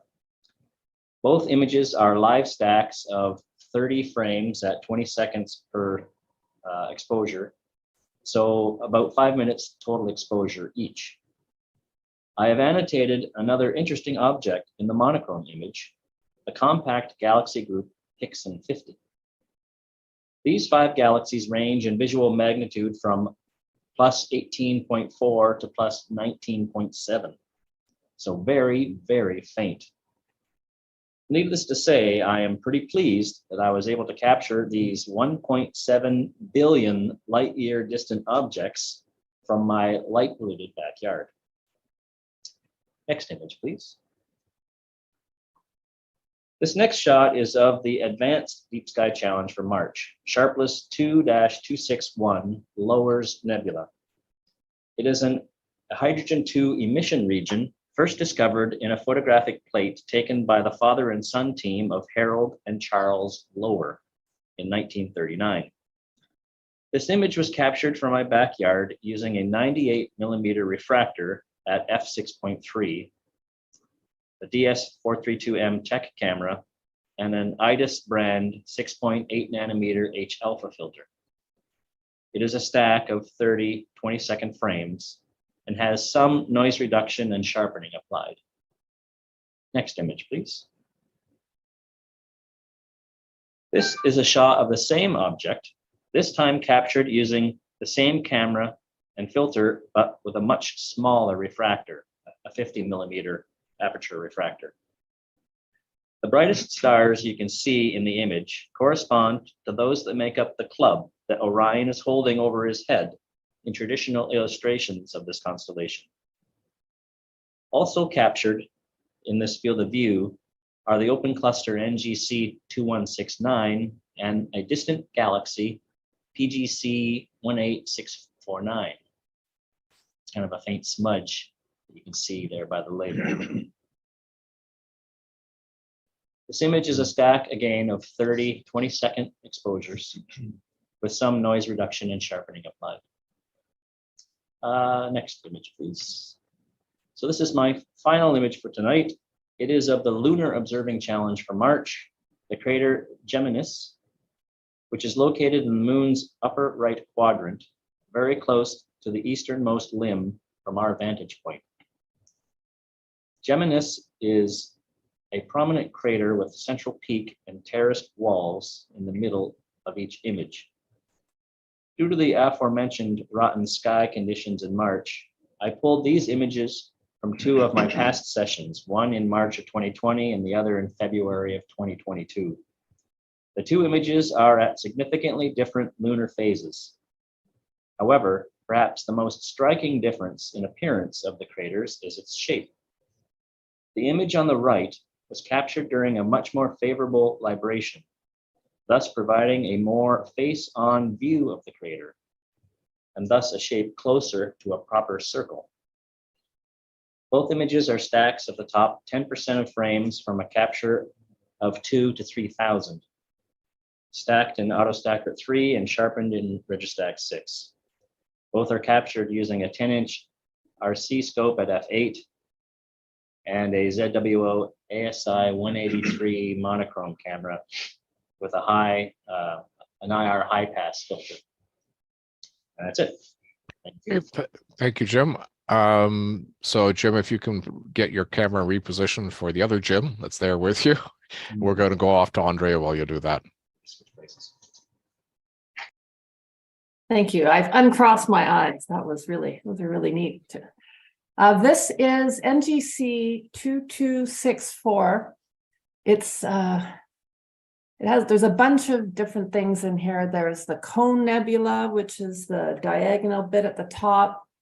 The star cluster is the blue area in the middle. And you can also see the Foxfur Nebula. And it's really weird because if you zoom into this image, it's like a three-headed fox. It's literally a fox with a little nose. It's bananas. I imaged this from the backyard one night. This nebula you'll find up near the Rosette Nebula. It's a pretty complicated and strange looking part of space. I used the 11-inch Celestron SCT. I had the reducer. No, I had the Hyperstar reducer. So it's about 540 millimeters. I used the ASI 2600 camera. It's about 3 hours of 3-minute exposures. But what I kind of wanted to say about this is I used 2 artificial intelligence processing tools, which are the Russell Croman tools. There's I think Bob talked to us about Star Exterminator. He also has now Blur Exterminator for deconvolution and Noise Exterminator. And I know on the planetary world, there's a lot of controversy about using artificial intelligence tools, and they want you to disclose this. So I'm going to disclose it. Although apparently Russ's program are based on actual astronomical artificial intelligence. But I used BlurX, and I think it really de-blurred it. And I think in the future, it's going to be a lot easier to process images if you have something like that. But it might be controversial because of the artificial intelligence factor. All right, that's my full disclosure. Next. And then I went off to the Rocky Mountains for a week of night photography, and it was clear every single night. And it was minus 20 something every single night. So we had just a wild time. And the Milky Way at this time of year rises at like 4:45 in the morning. And so this was an image taken in the Rocky Mountains at 4:45 in the morning. It's Crowfoot Mountain. It's along the Bow River up, not quite, but almost into Jasper National Park. And the sky is stacked. I think it's on a tripod, so it's not tracked, but it's a stack of about 10, 13-second exposures and then blended with the long exposure for the foreground. Next. And then we went to this really cool place called Morant's Curve, where I guess everybody stops at this curve along the road to watch the train go by. And we went there to see Orion. And while we were there, actually about 4 trains went by, and some people who are very creative actually did a time lapse with the trains. I haven't quite done that yet, but what was also really beautiful that night, though, is in early March, you can see the zodiacal light in the evening sky. And so that's what you see, that triangular glow that's pointing to the Pleiades. That's the zodiacal light. And this again was a stack of, I took about an hour and a half of 90-second exposures. And this is a single panel, so it was a 20 millimeter lens, astro modified camera, and then we did a separate blue hour blend. We were on that mountainside for 10 hours because we got there in the daytime. Next. And this was the highlight of my trip, which was I stayed an extra night in Alberta, and I was at the Calgary Airport Hotel, and my phone is exploding with alerts and all this kind of stuff. So I said, well, I have to go do something. So I drove out of the city. I went to a little place called Ghost Lake Reservoir. And I got there really early. And I was seeing aurora in the twilight. So this was March 23rd. This was the massive storm, the geomagnetic storm. I wrote about it for Astronotes because apparently this was caused by a stealth CME that nobody saw coming. So I wrote about that. In the lower image, that's the moon and Venus setting together. And we were right under the corona. So that image is the corona directly above us. I was shooting images to the south. It was ridiculous. Next image, please. And I just put some more in. Yeah, the lower image, that was a twilight image looking south. I don't know how often you get the northern lights looking south. And I had some cinnamon roll. And then I dropped one of my lenses and broke it, but it's like, you know, it's a sacrifice. And yeah, that was my very exciting trip to Alberta. So I'm quite a fan of Alberta now. That's the end of my observations. Oh, sorry, it's not the end. Actually, I did want to just mention. Sorry, Jim. So I just wanted to show you, this was the space weather live data for that night. So if you have the app and you want to know when it's time to go out and look at the aurora, you can see that I'm going to point to hemispheric power, 130 gigawatts. That's enormous. And what happens then is that you go to the next one when the hemispheric, no, it's the other way around. The BIS was south. You see it says BIS south and there's a red line along the bottom. The longer the BIS is south, the BZ, the more hemispheric power grows. So those are the two metrics you look at. And then in the end, it was a KP8. And that was the aurora oval. So that's, I thought would be helpful to people who have the Space Weather Live app. Okay, thanks. Okay, thank you. Okay, so we have the other Jim, even though it says Jim Thompson, this is Jim Sophia. Okay, so I am, can you hear me well? Yep, no problems. All right. It's funny, I see that. Okay, well, anyway, this is an image that I've taken some time ago. Oh, by the way, I'm looking at is that on your side? Oh, all right. Just hit the later. All right. So anyway, this is an image I'd taken some time ago from my north balcony here in the city of the North America and Pelican Nebula. I've used a William Optics refractor, 61 millimeter, with a focal reducer and a field flattener, which yielded a focal ratio of 4.7. The camera that I used to take this image was the Mellencamp Skyraider DS10C Tech, and the light pollution filter that I chose was the Ideas NBX Nebula Booster. The total integration time for this image was 3.5 minutes. Afterward, I post-processed the image in Topaz Studio 2. And what I discovered was that lowering the saturation really brought out some of the detail and structure of the nebulosity around this particular image. Thank you. Okay, thank you, Jim. We're going to turn it over to Oscar here. Just give me a second while I replace the spotlight. There we go. Hey, good evening, everyone. So I've got just 2.5 images to present tonight. This first one here is IC410, or the Tadpole Nebula, which is a dusty emission nebula in Auriga, lying some 1,200 light years away from us. So it's actually part of a larger star-forming region that also includes the Flaming Star Nebula. And right in the middle of it, kind of like near that big central, just above that big central dark patch, is the star cluster NGC 1893, which is actually formed from the material of the nebula itself. And the star cluster is about 4 million years old, which, you know, by the scale of the universe is pretty young as far as things go there. And then the two structures at the top right of the image, those are the tadpoles. I guess just top right, the center. And they're actually very similar to in structure and in composition to the pillars of creation in the Eagle Nebula.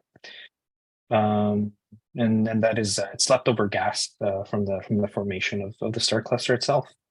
So I took this image actually a while back, December 12th and 13th, 2022.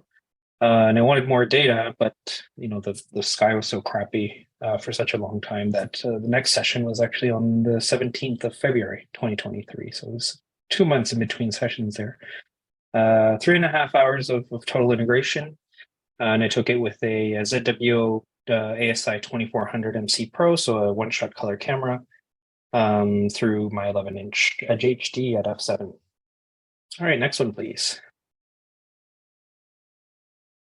So these are the galaxies Messier 65 and 66, which are two galaxies part of the Leo triplet. Next slide, please. So this is Messier 66, which is an intermediate spiral galaxy sitting about 31 million light years away from us. It's a barred spiral. And it has quite a bit of dust and star-forming regions that are active. Next one, please. That's M65. It's its neighbor there. It's a little bit farther away from us at 35 million light years away. It's actually, by contrast to M66, it actually has very little dust and is pretty dormant in terms of star formation. And the next slide there. Oh, maybe there wasn't a next slide. Okay, thank you very much, Oscar. Okay. Yeah, so the image was taken on the 20th of March, 6 hours of integration, same equipment as the tadpoles. Great, thank you. Thank you. So I'll turn over to Bob Olson. This object is pretty faint, so I used a 12-hour exposure. Next slide. This image didn't look anything like the descriptions or photos online, so it made me very suspicious. Next slide. Yeah, because I was pointing at the wrong object. This is actually 2146. So what's the galaxy in the middle of the image? Next slide. It's 2146A. My planetary program that I used to point my telescope confused these two. The bend in the dust lanes at of the correct galaxy are probably caused by a close encounter between these two about 0.8 billion years ago. This disruption also caused star formation so that the galaxy is a starburst galaxy. The distance to the galaxy is about 70 million light years. Next slide. The Owl Nebula is a planetary nebula about 2,000 light years away. The image is a 4-hour exposure. The star that created the nebula exploded about 8,000 years ago. Next slide. On March 2nd of this year at 12:34 a.m., this Falcon 9 Block 5 70-meter tall Elon Musk rocket blasted off, carrying 4 astronauts to the International Space Station. Jeannie and I watched this launch from our 3rd-story balcony of our Orlando condo, which was 70 miles from the launch pad. I used a Canon DSLR, a 200mm lens with an exposure of 1/100th of a second to take these images, then combined all the images into one picture. It would be tempting to try to calculate the velocity of the rocket by the space between the photos, but unfortunately I was just clicking away whenever the rocket had moved whatever I assumed to be a satisfactory distance. I also moved my camera twice to keep the rocket centered. You can tell that there are 3 distinct image flames coming from the bottom of the rocket. I am suspicious that these are different stages of the blastoff. At the top of the image, when the streaks are longer, I believe the rocket is tipped over and is heading away from us. Pretty spectacular that you can take an image of a rocket blasting off 70 miles away. Thank you. Thank you, Bob. I'm going to turn it over to Richard now. Okay, so here's my attempt at the M97, the Owl Nebula. I took this image just a few days after our last meeting. We had a moment of clear sky on the 5th of March. So I'm trying a technique of using long exposures with a low gain, and it really does seem to help get some faint objects through the light pollution of Ottawa. So this is a stack of about 40 light frames. And when I'm taking pictures of M97, I usually like to include the Galaxy M108 because it's very close by. Both of them are very close to the corner of the Big Dipper, so pretty easy to find. So then after I'd taken this picture, just about a week or so later, I started reading reports about a supernova in this galaxy. So my next possible opportunity was not until the end of March, the 24th of March, so the next picture. I took the same view, so here's M97 again, but this is from FLO instead, and it's only a stack of 20 exposures this time. So that came through very nicely. You can see the eyes of the owl, but I was even more pleased by the next picture. I actually did manage to capture supernova 2023 DBC. So if you compare the two close-up images of M108, you can see in the top image, there's a line of 3 stars across the center of the galaxy there. And there's a kind of fuzzy patch in between 2 of the stars on the right-hand side. There, yes, but just a fuzzy patch. Whereas if you look at the second image down below, there's a fuzzy patch and a little red dot. And it's the little red dot that is the supernova. Now, I don't think my pictures are good enough to make a discovery of something like this, but I was quite pleased to have caught a supernova that someone else discovered. Next one, please. And then while I was out at FLO, it was a lovely clear night on the 24th. It started out a little bit cloudy, but towards the end of the evening, it got clearer and clearer, especially around the area of Big Dipper. So I just on a whim, I said, oh, well, I'll go for another picture of M51. So just with 12 exposures of 3 minutes, I managed to get my best image I've ever had of M51. So this one, I was very, very happy to capture. Next one, please. The moon has not been so great. I was hoping to get the Lunar Challenge object Girones, but I didn't capture it during the earlier phases when it would be have a better shadow effect on it. So this was closer to first quarter. So you can see the terraced walls and the central peak there, but it's a little bit poorly lit for that. However, on the same evening, if we go to the next picture, the shadows were just perfect for the Sea of Tranquility. And I finally managed to capture what I've been trying to do for many years now, and that is get the Apollo 11 landing site and the 3 craters that were named after the 3 Apollo 11 astronauts. So there they are. Armstrong is most prominent, Collins next, and Aldrin just on the limit of visibility, but it's there. I can see it. I think you could see it if you look closely. And the actual landing site of the Apollo 11 is just about halfway between Collins and the crater Moltke. So I did it. Thank you. That's all for me. Okay, thank you, Richard. We're going to turn it over to Taras.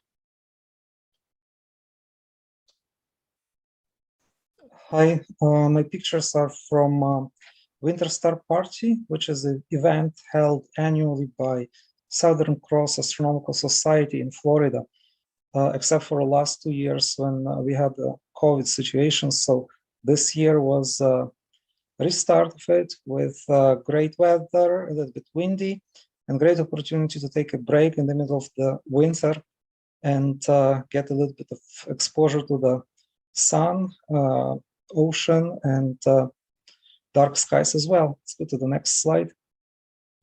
So event is quite big. Actually, I think it's one of the largest in North America with about 350 people attending this year. And you can go there with either your RVs or as campers with your tents. This year, they also allowed people to stay in specially built tents, those who didn't have their own, especially for elderly people. And it was just absolutely amazing to be at plus 26 temperature, quite mild. And the only disadvantage was a bit windy first 2 or 3 nights. But then again, it's typical for that geographical location. So let's go to the next slide.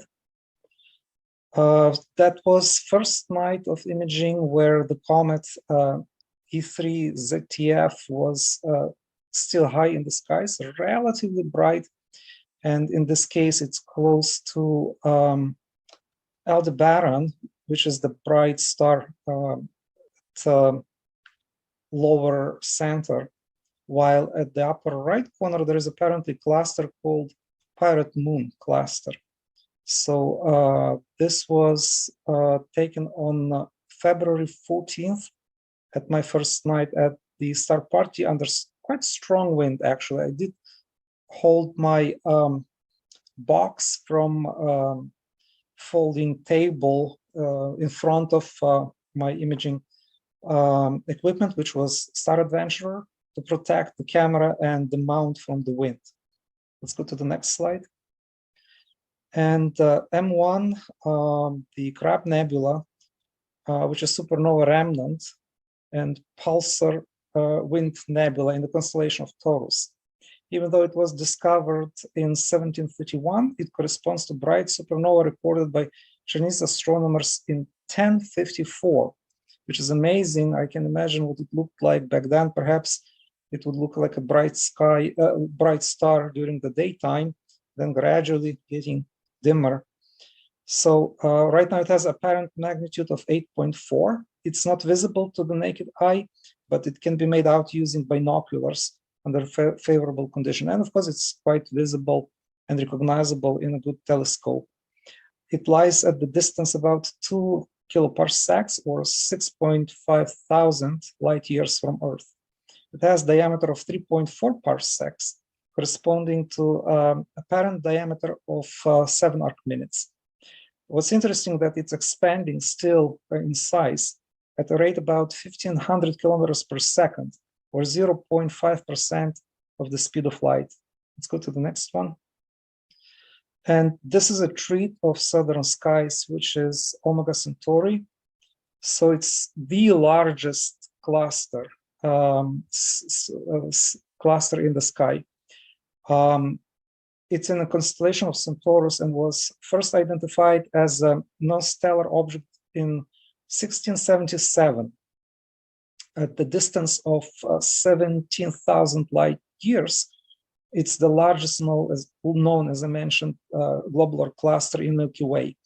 And it has diameter roughly 150 light years, or visible from Earth, apparent dimension of 36 arc minutes.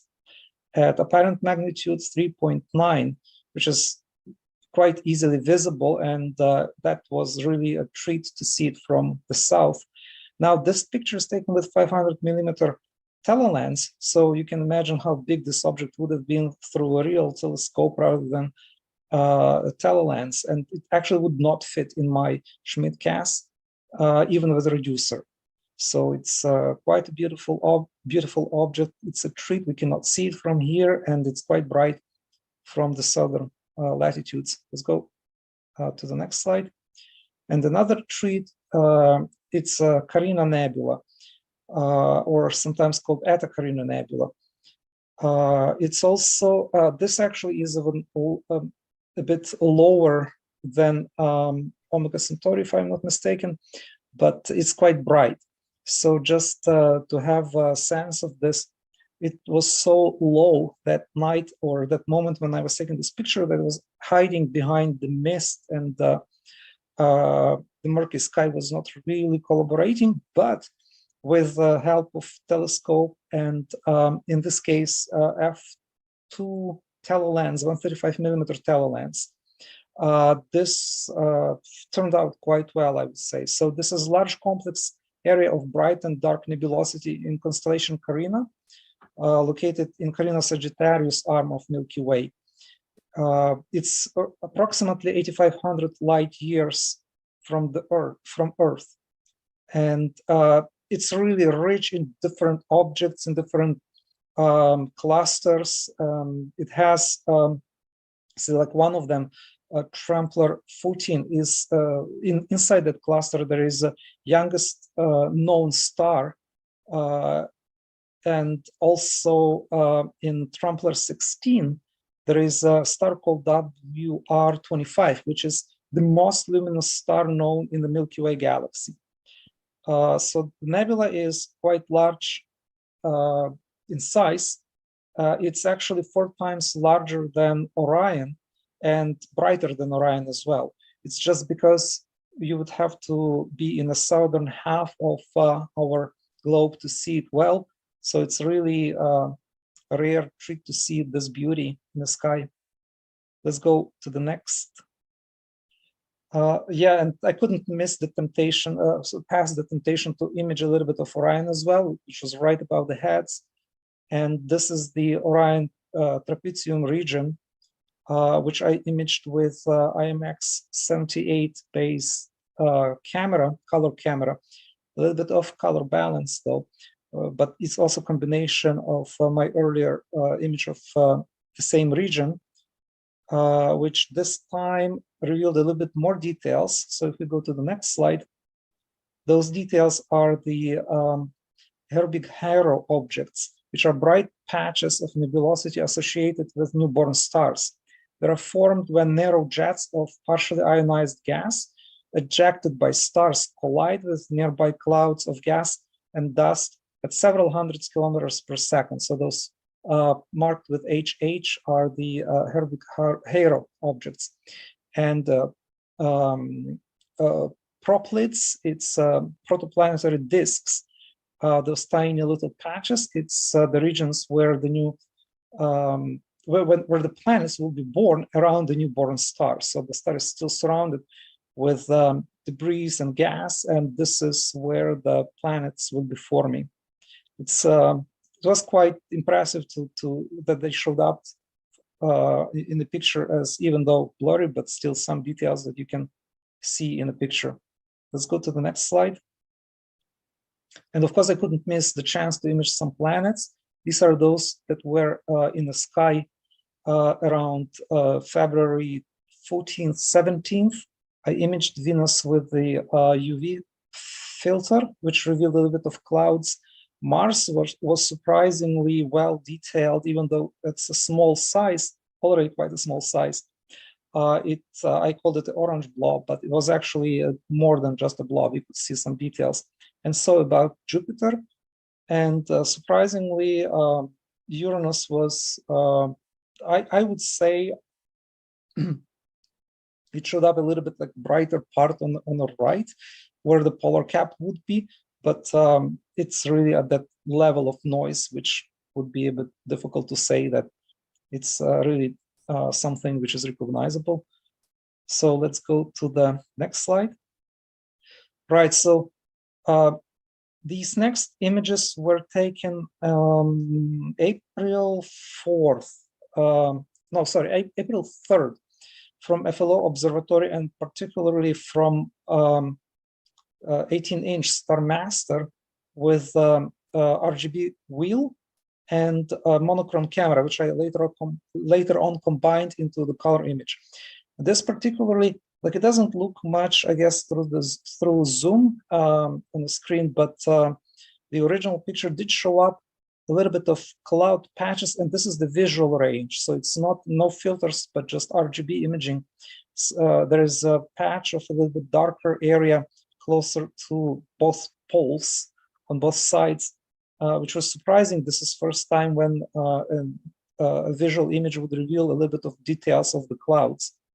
And when we go to the next slide, so this is the combination now of the same image plus ultraviolet information from the filter, from UV filter, which I combined with the blue channel to show up, and it shows up as this patch of clouds right in the middle, where the clouds are thicker.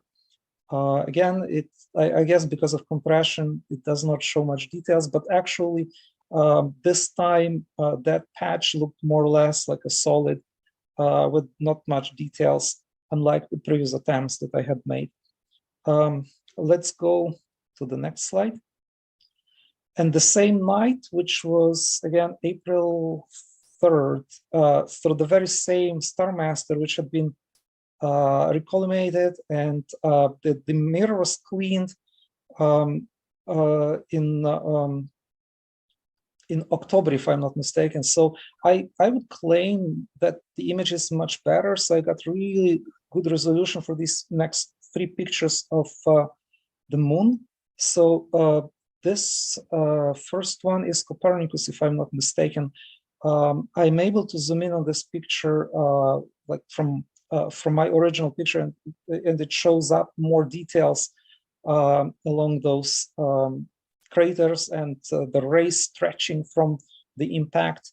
So it's I was excited to see how much better the image was after Rick Schultz, thanks to him, cleaned the mirror, and looks like the quality is a bit better. And let's go to the next slide. The same about Shikard crater. So it's right on almost at the edge on the southwestern limb of the moon, and it was partially already in the shadow, or still in the shadow rather, that night. And I'm glad that it showed up some details along with rills around it and smaller craters. There's a right in the middle, a little bit like if you can see the rill. And so it's essentially was quite high resolution visual and imaging result that night, as well as the next slide, please, which was Cassandra crater. This one, so the crater itself is a bit like to the lower right part of the image, and it's amazing. I was amazed to see how detailed the image was looking through the 18-inch Star Master. So I definitely had to image it and to share it. That's it. Thank you. Okay, thank you, Taras. I'm just going to spotlight Paul, but before Paul gets on, we have another submission from Tony Peterson, and this is fascinating. It was taking an image of the sun, and something happened.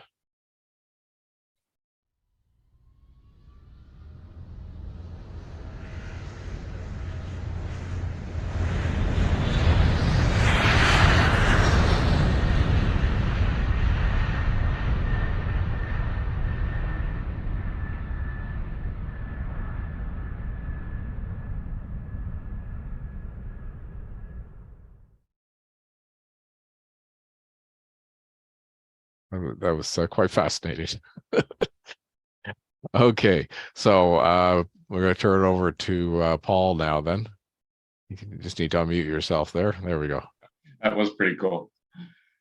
Okay, I'm just going to stop my video to conserve my bandwidth as usual. All right. Can you hear me okay? No issues. Great. Okay. So good evening, everybody. Well, I think the dreary cloud-filled winter may finally be done with us, and we're starting to see some clear, non-hazy skies at night at last. I got a couple of things to share with you this month. The first one being some parting shots of Comet ZTF C2022 E3. This image was taken on February the 8th when the comet passed close to the star Rosalind in Auriga. It's a stack of 1775 second subframes and was taken with my Canon RP mirrorless camera and a 300 millimeter lens on the Star Adventurer platform. I actually showed you this last month in a slightly different orientation, but I wanted to show it to you again because on that evening, I also had my 11-inch Edge HD tracking the comet. Next one, please. So, with the 11-inch, I wanted to get a closer look at the higher magnification that scope delivers. So it's zoomed in on the area that I've shown you here. And so I'll share you that view. Next one, please. You can see the view through the 11-inch, and this is I love doing this with comets there because they can be tricky beasts to process, given the stars and the fact that they are moving against the stars in pretty short order. But the 11-inch allowed me to really get up close and personal with this thing, and you can see that there's structure in the ion tail coming off of it. You can see the actual coma has a bit of an egg shape, an elliptical shape. Not a lot of detail in the dust tail there, but some certainly definition along the edges of the fan. But it was the ion tail. I was really pleased with getting a level of detail there, some striations in it. And what I wanted to show you in my processing technique, the way I did this is I used a program called StarNet 2. It's been mentioned before here, to remove the stars. And so if I can get you to show the next one, please. There you go. It does a pretty good job of removing the stars and not leaving a lot of artifacts. And I find when you remove the stars, a couple of things happen. You can process the faint and various details in your non-stellar components of your image. And also removing the stars, I find the stars can be rather distracting for something like this. Because they're so bright and they're pinpoints, your perception kind of focuses on those things, and it takes away from the more subtle detail. I find when I remove the stars, do a stack like this, certainly details in the ion tail to me become much more perceptible. So this is a standard way we have for processing comet images because of the fact that the comet moves against the stars, and it works quite well. And when you've processed the comet the way you want, you're not blowing out stars by stretching things too far and stuff, because you then integrate the stars in after you've processed the comet, and that gives you the view that you saw in the previous slide. So anyway, just parting shots for a comet that gave us some interesting viewing through the few clear nights that we did have this winter. All right, next one, please. So the next one I want to share with you, Andrea already mentioned this, and some of the information here is it's kind of a different spin on what she presented. This is off. I think Andrea was using the iPhone app for space weather. This is just off the spaceweather.com website, and it's basically the same information, just presented in a different way. I always refer to this. I check this daily for events that may be of interest there. And what it does is it shows you the strength of the auroral oval at any point in time. At the current point in time for anywhere on Earth. And this is really interesting. I only became aware of this just shortly before sundown on this particular day. And when I saw this, I almost fell off my chair because, as Andrea also indicated, that you can see up at the top corner the HPI, the Hemispheric Power Index. It's a measure of the amount of energy being dumped into the northern latitudes then and hitting the atmosphere there. When you can see here, at the time this model was taken, that the power index read at 111 gigawatts. I get excited about the potential of seeing auroras when that index climbs above 70. So when I saw 111, I went, "Oh my God, yeah, let's get the camera out, get going." And it turned out to be very cool. I mean, you can see Ottawa also marked with an X right at the lower edge of the oval, and yeah, certainly. Andrea, I just want to mention, you got so lucky with being in the right place at the right time. Those are gorgeous images. We didn't fare quite so well here, but I'll show you what I got anyway. So the next one, please. So this is again a measure of some of the data that Andrea was also sharing with you. This is the interval of time that I went out and tried to observe this thing. And you can see I got it pretty much near the peak. Again, the KP index, the planetary K index. I get excited about auroras when this thing gets at 7 or higher. You're almost, if you got a clear dark sky when it's at 7 at our latitudes, you're almost guaranteed to see something again under a reasonably dark sky there. So the fact that they were calling for a KP index in excess of 7 for the next number of hours in this time frame was pretty exciting there. And as you see, it went up to almost 8 according to the NOAA data. Okay, next one, please. So I got out as soon as I could there. This shot was taken just about an hour after sundown. The sky was still pretty light, but unfortunately there were clouds moving in and threatening to obscure the view there. But as you saw in Andrea shot there too, I've got the moon and Venus over on the left hand side of the image there, and they were getting ready to set there. So it made for a pretty picturing. And even though the sky was still fairly light, you could already see just above that layer of clouds here that there was a green band. Not the blue that you might expect in a non-auroral sky there. So that was encouraging, and I just tried crossing my fingers. Next one, please. So I just kept shooting this, and this slide and the next one I'll show you in a moment are amongst the best views that I got, but it was very brief. My window of opportunity to see this event was probably on the order of 15 minutes, and even that's kind of pushing it. So I've got this one. You can see auroral rays poking up there. If you draw a line sort of between the moon going up through Venus, you can see the Pleiades up in the sky in the top corner. Thank you. And so you can see just how far these things. You can see how far these things were. The pillars were reaching up there. They were a good ways into the sky, so it promised to be a good event. And I was just crossing fingers and toes, hoping that that band of cloud would kind of stay where it was. Next one, please. There's another one there. It's one of the best ray pillars that I managed to bag there a few minutes later. So I mean, it was pleasing, and I could see this with the naked eye. It wasn't just the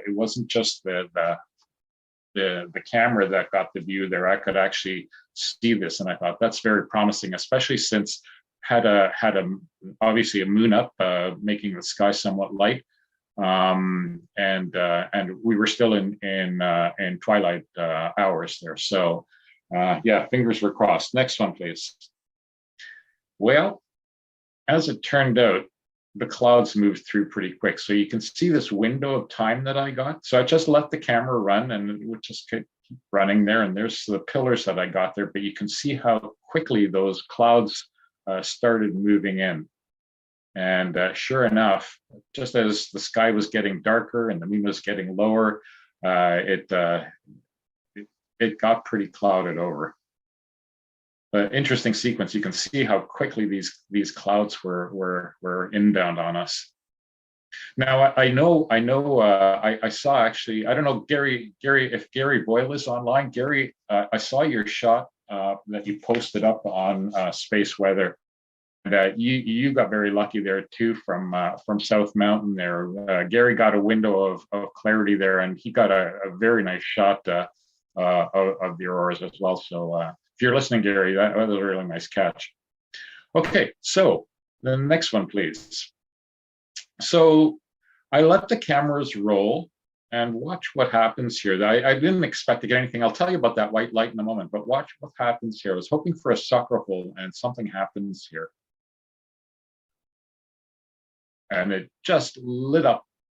You can see this, the red reflection on the snow there.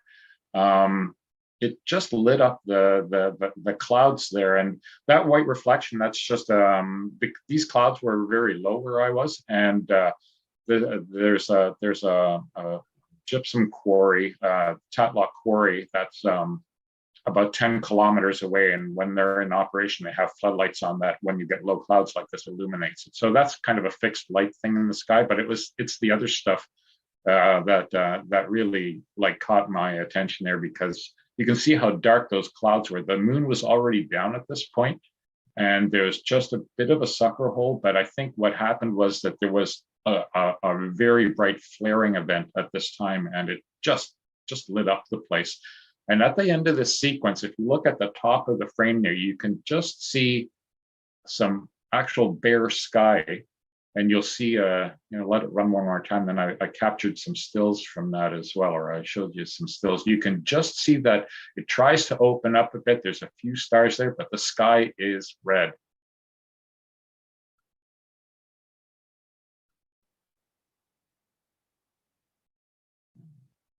Right about there.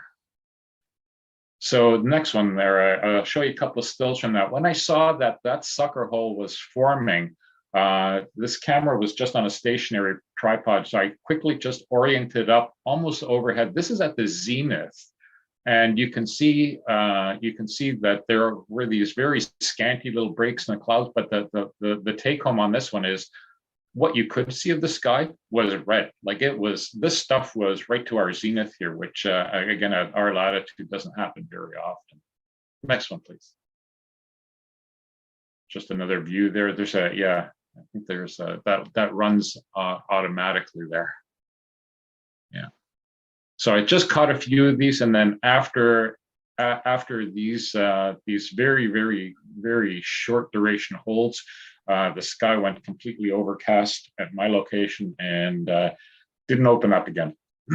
So again, nice catch, Andrea. You definitely were in the right place at the right time. But for those of us that did get clouded over, take heart, because I just read an article and a prediction based on some analysis that indicates that the solar maximum may actually peak 6 to 12 months earlier than what it would be if you've just followed statistical forecasts. There are signs that the sun's magnetic field is already in a state of flux and changing, and so we may see some really enhanced activity in the next few months, auroral activity there as we approach the solar maximum. And this maximum, we know we haven't reached the peak yet. It already exceeds what we saw in the last maximum. So it bodes well, and we'll just hope for some clear skies and some views when we do get this. But yeah, if you're at all interested in seeing these things, sign up for the alerts at spaceweather.com, and you will get notified if there's the potential to see an auroral display at your location. Next one, please.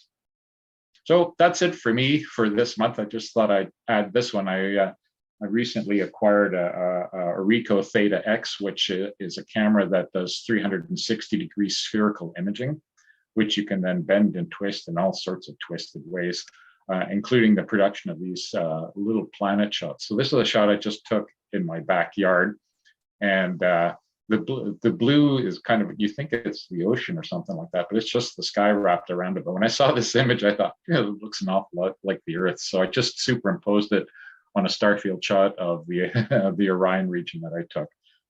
Kind of an interesting little effect. But that's it for me this month. Wishing you continued clear skies as we may have in the next couple of days, and we had, and we'll hope that trend continues. Take care, everyone. Okay, thank you, Paul. So here are the observing challenges from last month, and we got some of those here tonight. That's great. So our deep sky challenge, the beginner for this month is Messier 87. All these will be posted on our website and in Astronotes. So we'll go into the details right now. Deep sky intermediate challenge is NGC 2683, a spiral galaxy. And the deep sky challenge for the advanced NGC 5394 and NGC 5395. Lunar challenge is crater Endymion. I'm not sure I pronounced that correctly. And it's near the northeastern lunar limb. That could be a bit of a challenge to get that, but I'm sure some of you will. So there's a summary of what they are for this month. Again, they will be in our astronauts that will be coming out shortly. And Fred Lawson Observatory, our next private members only star party is April 22nd. So hopefully we'll have clear skies for that. That's next Saturday. And we now have the dates for our public star parties. So May 19th is our first one. And then you'll see there's multiple dates there. Those are the rain or cloud dates. Okay, for the first one at the Carp Library, right next door to the Diefenbunker. Looking forward to that. Here are some of the folks that keep our club running. And Rick Scholes is our flow director. Estelle is our Stan Mott Book Library librarian. Peter Shute has just taken over the Ted Bean telescope equipment loan library. And if you're interested, you'll get information on our website how to contact him. Coffee and conversation is open until we get ourselves to an in-person location. And Art Fraser looks after our RASC membership.